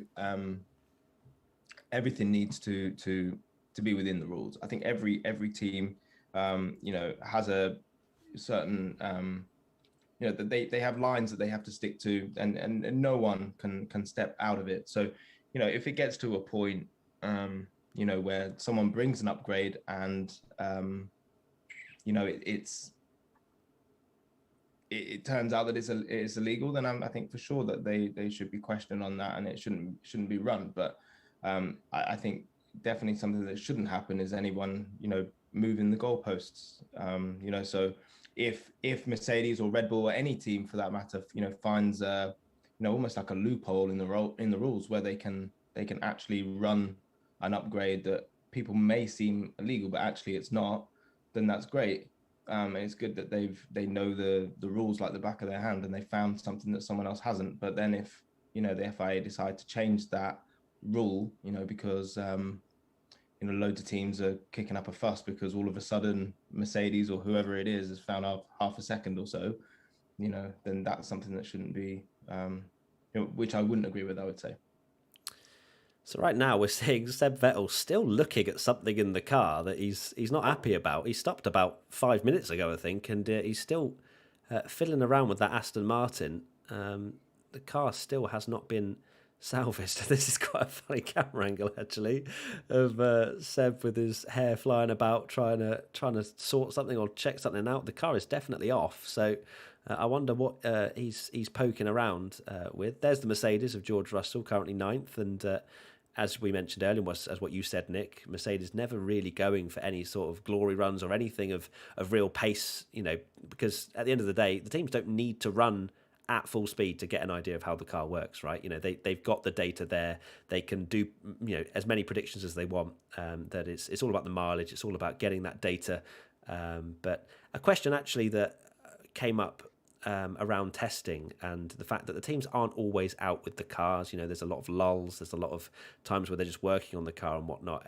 Do you think that we needed both the Barcelona shakedown testing, whatever you want to call it, and also these 3 days at Bahrain? Or do you think we could have almost just had one big test at Bahrain of maybe 3 or 4 days and that's it? No, I think both of these days are definitely needed, because every track you go to has different characteristics. Barcelona is a very good circuit because it pretty much has everything: high speed, medium speed, low speed, corners, and they've always tested at Barcelona. Barcelona's always been the testing ground for the series, and so because there's so many different circuits throughout the year, you can't expect just one track to test at one track and then all of a sudden go to 23 different locations throughout the year. I think the way that it's structured at the moment, it gives teams the ability to get data for different characteristics of corners, different track surfaces. Because this track surface will be different to Barcelona, but also the air temperature will be different. In Bahrain to Barcelona, so they can use all of that and have a little bit more of an understanding for when they go to places like Saudi, which is race 2 or something like that. So I think it's important that they have as much time as they need, and I think 2 test days is perfect. And don't forget some teams run one driver for one day, and then some teams run one driver in the morning like Mercedes do and one driver in the afternoon. So it's also for the drivers to get accustomed in the car as well and try and get as much track time as they can. Yeah, have a bit of flexibility. It's definitely an interesting topic of debate. Obviously, 6 days of testing is actually quite limited compared to what we have had in previous years gone by, and it is going to be. I don't think 6 days is going to be enough for this brand new set of regulations. One thing that a lot of people have noticed, obviously, first and foremost, the actual timings of for example, I think the fastest time we've seen is around a 33.5 or something like that from yesterday.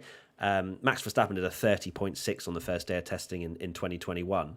One of the key things when you're riding on board with the cars seems to be the slower speed stuff seems to be quite difficult and quite not fun to drive by the looks of the driver's point of view. From what you've seen, Nick, does it seem as though these slower corners are the ones where the teams haven't quite got to grips with these new regulations, or do you think there's something else at play? Not necessarily. I don't really know, if I'm honest. From the little I've seen on board, it does seem like the front end of these cars are less positive. So the drivers are waiting and waiting and waiting. Maybe that's in the increase of the rims and the wheels generally, which can also obviously have an effect. But it also seems like they struggle on traction. I've seen and with a lot of lockups, as you can see, with like Charles Leclerc, locking up, Lewis having a lot of lockups yesterday as well. And I just think the whole braking for heavy or slow speed corners and turning the car in is now a lot more difficult than maybe the last year's car. And maybe that's the time lost. But I think as time goes on and the teams get to grips with what works and what doesn't work for their cars, I think you'll see the lap times definitely start to come down, and obviously the upgrades will start playing a part in that as well. Yeah, definitely. This is very much the beginning phase, isn't it, of these new, I guess, era of cars to some degree, obviously with all the new aerodynamics and hopefully closer racing. We saw, I don't know if you saw, Nick, the Stroll-Alonso fight that happened yesterday, which was absolutely brilliant to watch. There was 2 egos at play there. Have you seen that clip? No, I haven't. If you feel free to just jump on F1 Twitter and have a look, it would have been from yesterday, or just type in Stroll Alonso. They had an absolute ding dong battle in F1 testing yesterday, and it was brilliant to watch. But I guess with that, overtaking is obviously the big thing that everyone is hoping. F1 is hoping is going to be more possible this year. Do you think, like with everything that's at play here, with how the teams have come out with their new philosophies and whatnot? Do you think they've ruined it in terms of what F1 were hoping teams would build and what they actually have, or are we going to see closer racing? Obviously, we're not really going to know until round one next Sunday. But what's your gut feeling? Do you think we're going to see better racing? Well, at the end of the day, I think the whole point of the organisers of Formula One is to make the championship more exciting, more accessible generally for personnel, bringing in, new viewers, new spectators. And the way they can do that is by, trying to get closer racing, because that we've been struggling for multiple years now where drivers aren't able to follow. So because of all the lack of downforce and the dirty air that you get with following, it's like you get to that 1 second, gap behind the driver ahead, and all of a sudden you've got a ton of understeer and you can't attack. So hopefully, with this new generation of car, we'll be able to see drivers being able to follow almost like they do in F2, and stay within half a second, 0.8 of a second, comfortably. But yeah, as you said, you won't really know until round one, but I hope so, because I think F1 needs it.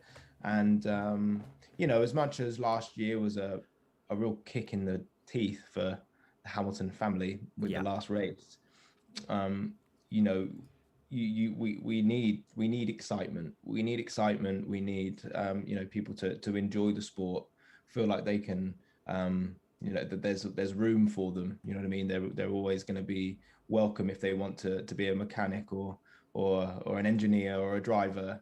And I think that all comes through more exciting racing, and getting Formula One up there in people's minds. Indeed, yeah. You spoke briefly about last year. You personally, have you kind of processed and kind of moved on from it, or is it still a bit of a bitter taste in the mouth? No, not at all. I've fully moved on. Yeah. And I think Lewis has as well, which is a great thing. We had quite a lengthy talk, me and Lewis, about it at the end of last season. And poor guy, to be in his position, it must have been absolutely awful. So I can't say that I know how that feels. But we're resilient, man. The Hamilton family, we're super resilient, and we're super gracious as well. I think the way my dad reacted, by congratulating Max and his dad, is a real kind gesture. It shows who we are as a family. And so there was no, as much as we were upset, and it didn't really go our way. It is what it is. We can't sit and cry about it. And there was a question mark whether Lewis would remain on the grid. Is he going to stay? Is he not going to stay? And people were even asking me, and I actually didn't even know, because it was a question I didn't even want to ask him. It's down to him to make that decision. But for him to now be here and have the same level of motivation that he does, is a real testament to his character. Because he's been in the sim, and he's been working really, really hard to try and raise the bar even higher for next year, or for this year now. Yeah, I mean, the way your whole family reacted was a testament to who you are as a family, as people, and I think a huge amount of respect was felt from Formula One fans as to how you guys conducted yourselves. So I'm glad to hear that it's processed and moved on, and hopefully this year will be another brilliant year for for Formula One. There is Aston Martin, Sebastian Vettel on the back of a recovery truck. Hopefully his season doesn't start that way. But another question I was going to ask you, I know I'm inundating you with questions, but look, Nick, got to make the most of such a superstar, Goose World, live in the flesh. Was the problem porpoising? So we've seen it quite a bit in Barcelona. We've seen it again in Bahrain in certain areas of the track. It looks quite violent in some drivers' POVs, especially when you see the helmet, like the camera facing back towards the helmet. What do you envisage that would be like as a driver? And is this something that you reckon we're going to see throughout the season, or is it something that just teams haven't wrapped their heads around right now as to how much they need to sacrifice in order to get that happy balance? Where do you sit on it? I mean, for sure, as a driver, you're going to be feeling that, and it's going to be annoying for sure, because it's going to for sure change your feeling of the balance of the car. The whole point of being in that car, sitting in that car, is feeling absolutely everything that pretty much goes through your body, goes through your bum to start with, and all the way up. And the different oscillations of the bumps and stuff is something you definitely feel as a driver. And I don't think it's going to be one of these things that you're going to see all the way through the year. I think it's just one of these things that you see. It's almost like a snag. It's almost like a snag that you see at the moment, with the lack of track time that teams have actually had, and the lack of development time that they've actually had. But throughout the year, they'll wrap their brains around it, because it's definitely something you don't want in your car. So they're going to do their best to try and minimize it. I don't believe that there's going to be a case where they can't get rid of it. They'll always find a way. I think Formula One teams, they have so much, clever people around that I'm sure they'll be able to, make sure they get around any issues that come around. But you don't need that in your team, I would say, or in your car. Yeah. So do you reckon that it will be either two ways? Will it be Formula One going, well, these are the regulations. You as a team have to fix it. There are fixes out there. You just need to apply them to your car and make sure it doesn't, slow you down. Or two, the F1 teams turn around and go, well, this is ridiculous. You've given us these regulations. We can't fit a car around it. You need to, alter them to allow us to have a mass damper or whatever on the car. Which route do you think it goes? It depends. It depends how bad it gets. If it gets really, really bad, then it will go to a meeting with all the teams, and then they'll all make a decision that way. And if it means that they have to change a regulation, then I think that's what would happen. But I think to start with, it will be, these are the regulations, these are the goalposts that you've got to fit within, and you've got to make the best you can with it. And speaking to Lewis yesterday, it was, he was like, with a new car, everybody's given given the same platform in terms of, right, this is what you got to conform to, so everyone's sort of in the same boat from when they start off. And so I don't think at the moment FIA will change it unless it becomes a proper problem. Yeah, it's fascinating to see how the teams just get to grips with all of the problems that they're currently facing, which we all thought was going to happen, really, because of these brand new cars.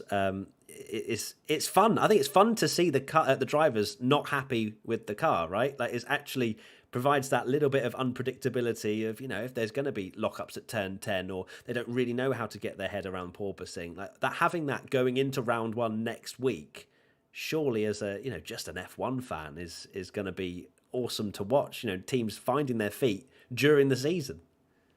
Yeah, I mean, race one is going to be almost like a shot in the dark for a lot of teams. But it makes days like this, as we're on day 2 morning session, every lap is so important, because they're running out of time. So these last day and a half is going to be everything. everything, because this is the last time they get to drive the car without it sort of meaning anything. Because as soon as you get to FP1, your track time is limited, and you've got to make sure you do all your programs, get it all right, get it all done. And whatever you've got in FP1 in terms of the car, in terms of updates or whatever that they bring, that's what you're racing with race one. So I think everyone is under a lot of pressure for sure, and I think drivers being unhappy with the car is I think a good thing for the sport, because it shows that even the best drivers and the best teams with the best engineers and the cleverest people in the world, even struggle to get their head around certain things. And so you'll then end up seeing the true character of the driver, true character of the teams and the people involved, to try and get the best out of the car that they've created. Yeah, that's what we love to see. Right now, so 23 minutes remaining in testing. It's flying by.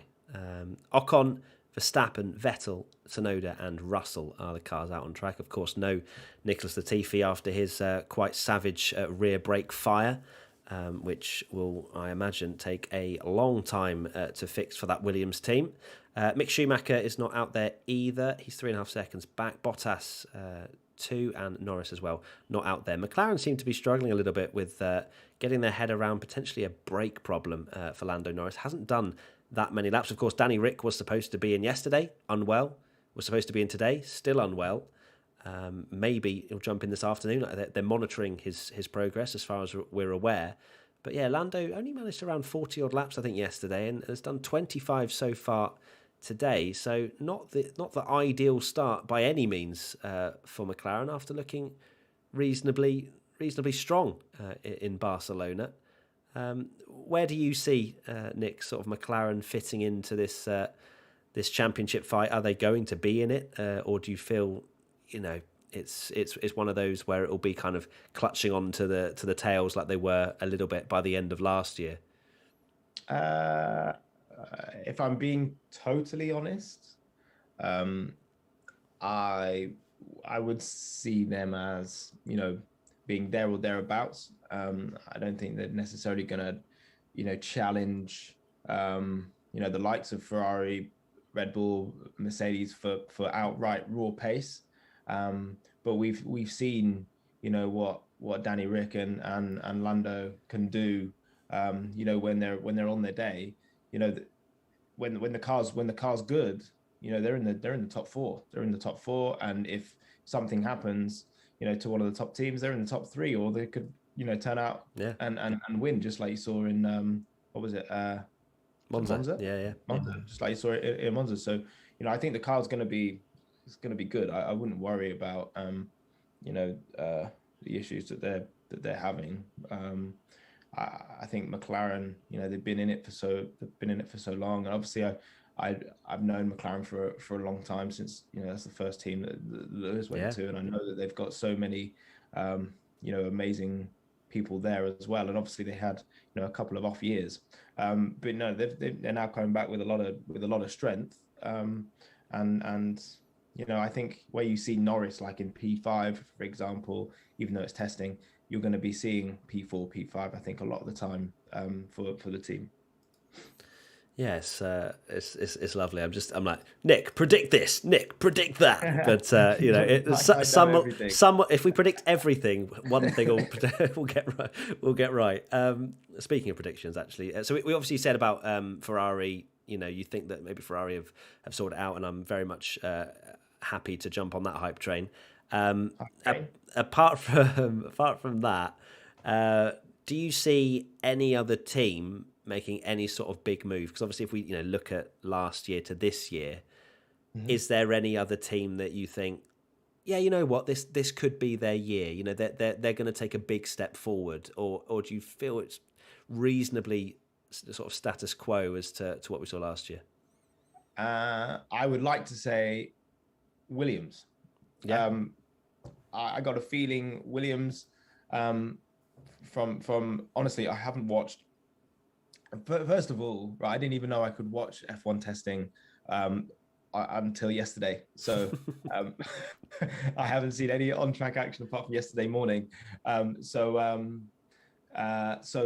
from what I saw yesterday with Alban, for example, the car looks pretty decent for him and for them as a team.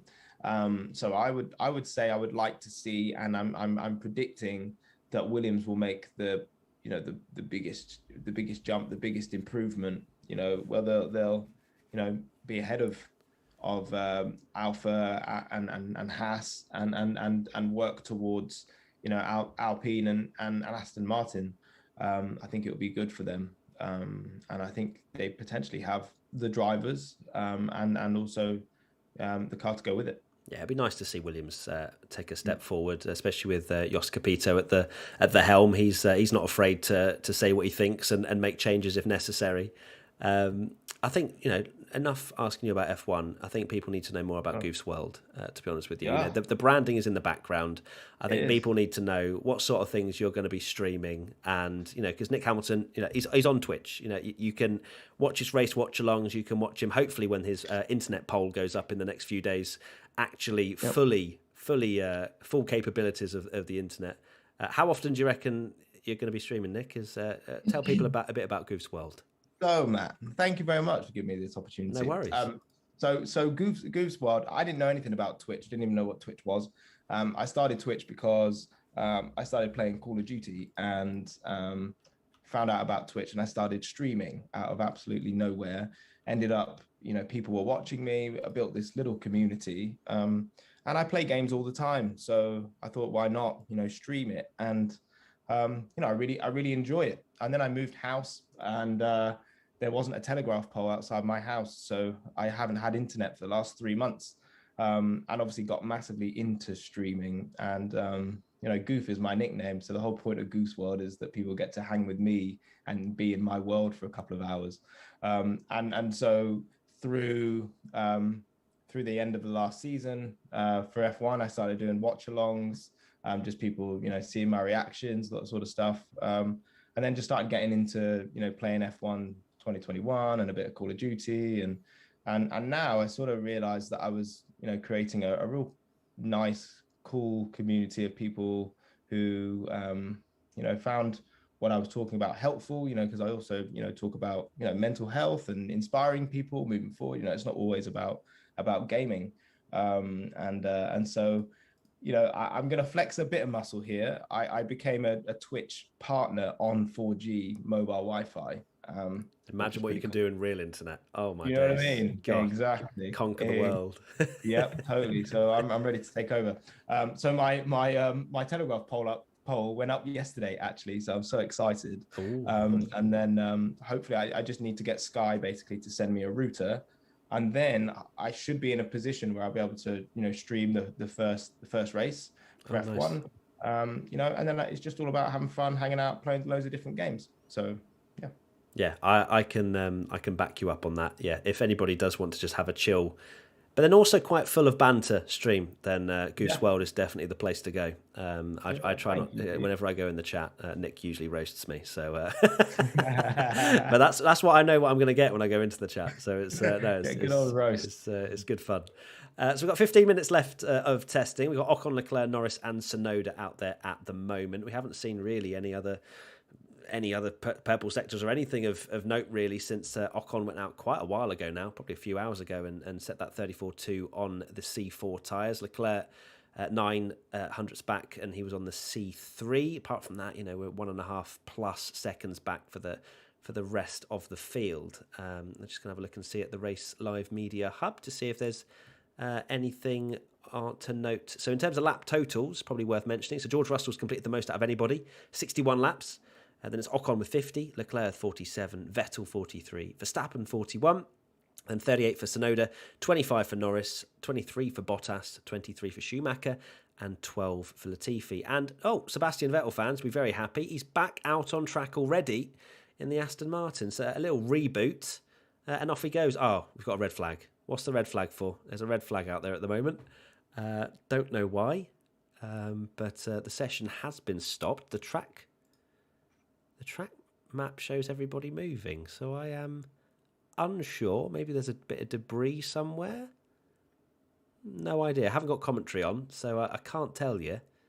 McLaren had an issue on track, says Brian. I will wait to see if that's the case. I'm a couple of seconds delayed behind you, actually. So Yeah. I can't help you either. You're on your own. You're on your own, Matt.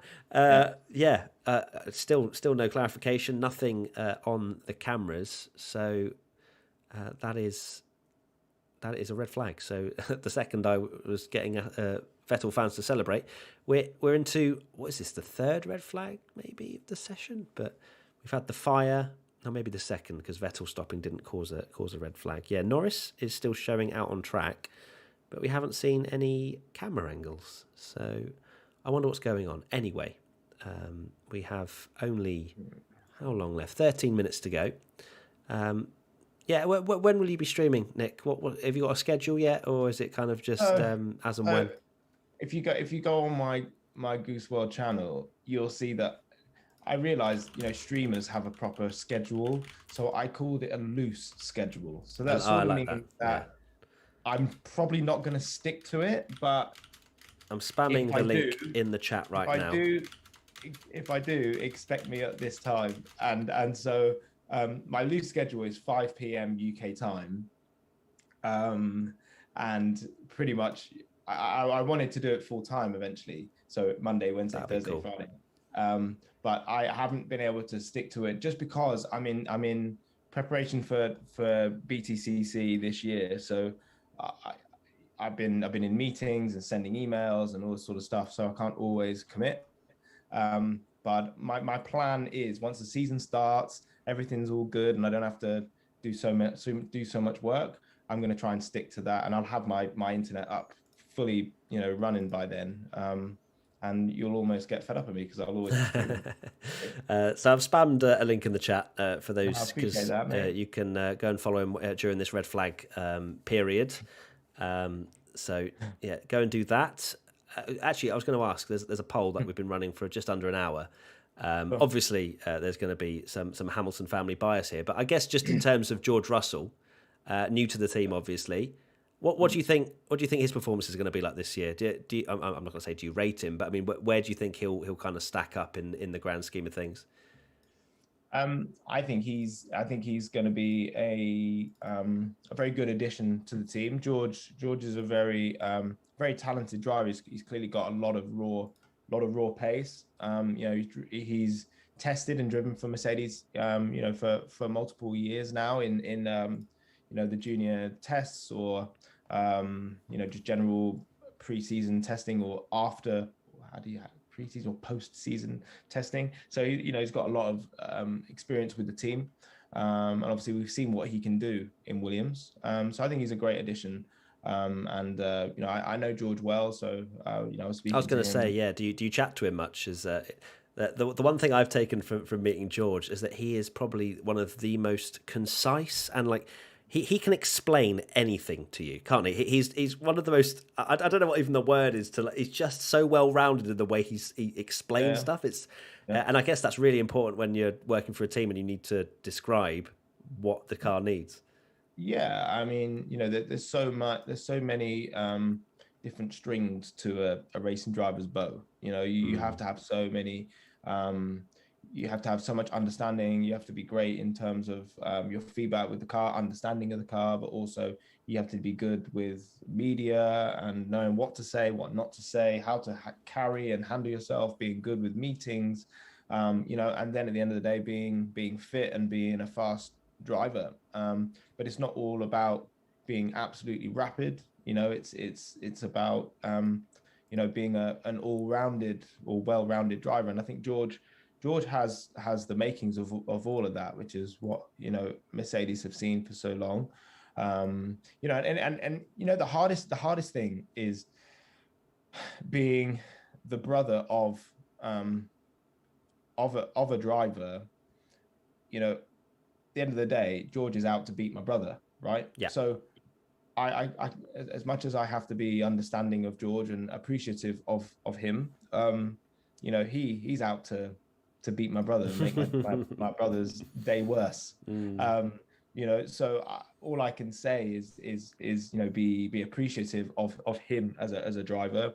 But at the end of the day, of course, I want Lewis to come out on top. But the more I've seen Lewis grow as a person, and obviously he's been in Formula One for so long, team morale and team focus is so important. And he always said that Valtteri, he was very open, and telling everyone this. Valtteri was a fantastic teammate. The team morale was very strong. He could always count on Valtteri to, pick up the points, be a good team player. And I think George will be the same. Lewis is a team player as well. But I think also George, he's fresh. He's fresh meat, and he's got an amazing opportunity to show what he can do up against arguably, the best driver ever to have sat behind a steering wheel. Yeah. So this is a great opportunity for George to show what he can do, or what he still needs to improve on. And I think for Lewis, he's in a position where he's in a lose situation, if I'm honest. Yeah. Because if he beats George, people will say, well, that's what we expect of Lewis, to beat George. He's a 7-time Formula World champion, and George is, just new in the car. And then if Lewis, if Lewis is beaten by George, then it'd be like, oh, Lewis Hamilton isn't really all that. So, George has just got, George has got to focus on doing his own thing. Lewis will focus on doing his own thing. But I think eventually, or at the same time, they'll be working together to beat the other teams. Because if I'm honest, at the moment, Mercedes need to do quite a bit of work, because they're not necessarily the fastest car from where I'm sitting, whether that's right or wrong. But first, I think it's working as a team to beat everyone else, and then working on the rivalry afterwards. But as long as it's nothing to like the Nico Rosberg Hamilton rivalry, then we're good. Yeah, that was slightly chaotic to say the least, wasn't it? By the end of that relate, well, so much so that Nico was like, "Nah, I'm good now. See you later. Take care. I'm done. I'm gonna go do other stuff." It's gonna be fascinating to watch. And I think George, not only is it a great opportunity for him in terms of showing what he can do, but also to learn from a 7-time world champion. To learn how Lewis works. And I think those two, if they work in harmony, are going to be a serious force to be reckoned with. And similar to maybe the two Ferrari drivers, they both have incredible potential, and they seem to get on quite well.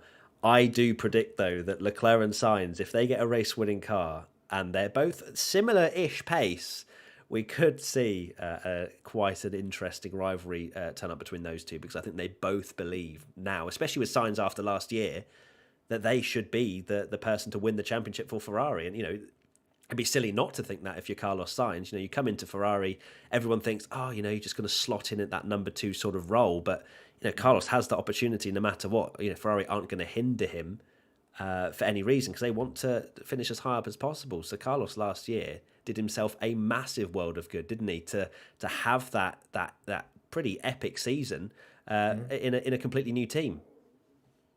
Yeah, I mean, it's always difficult coming into a new team and going up against someone that's been there for a while. If I'm honest, Leclerc is almost Ferrari's golden boy. They've signed him for a long time. I don't see him anywhere else other than Ferrari at the moment. And so being signed coming in from McLaren and trying to fit in to the furniture of Ferrari in his first year and get to grips with it. And the thing with Formula One, which is so obviously so different to most or pretty much every other championship in the world, is that you jump into a touring car, and a touring car is a touring car that you jump into for one team is very similar to the touring car that you drive with another team, but when it comes to Formula One, even though it's a Formula One car, it's a completely different car, like completely different. So for Sainz to then jump into a Ferrari from a McLaren, he's got so much to learn. with the car and also with the team as well. So I think he's done well, but I think it's also going to be a stronger year for him now that he's got 1 year behind his belt already. Yeah, definitely.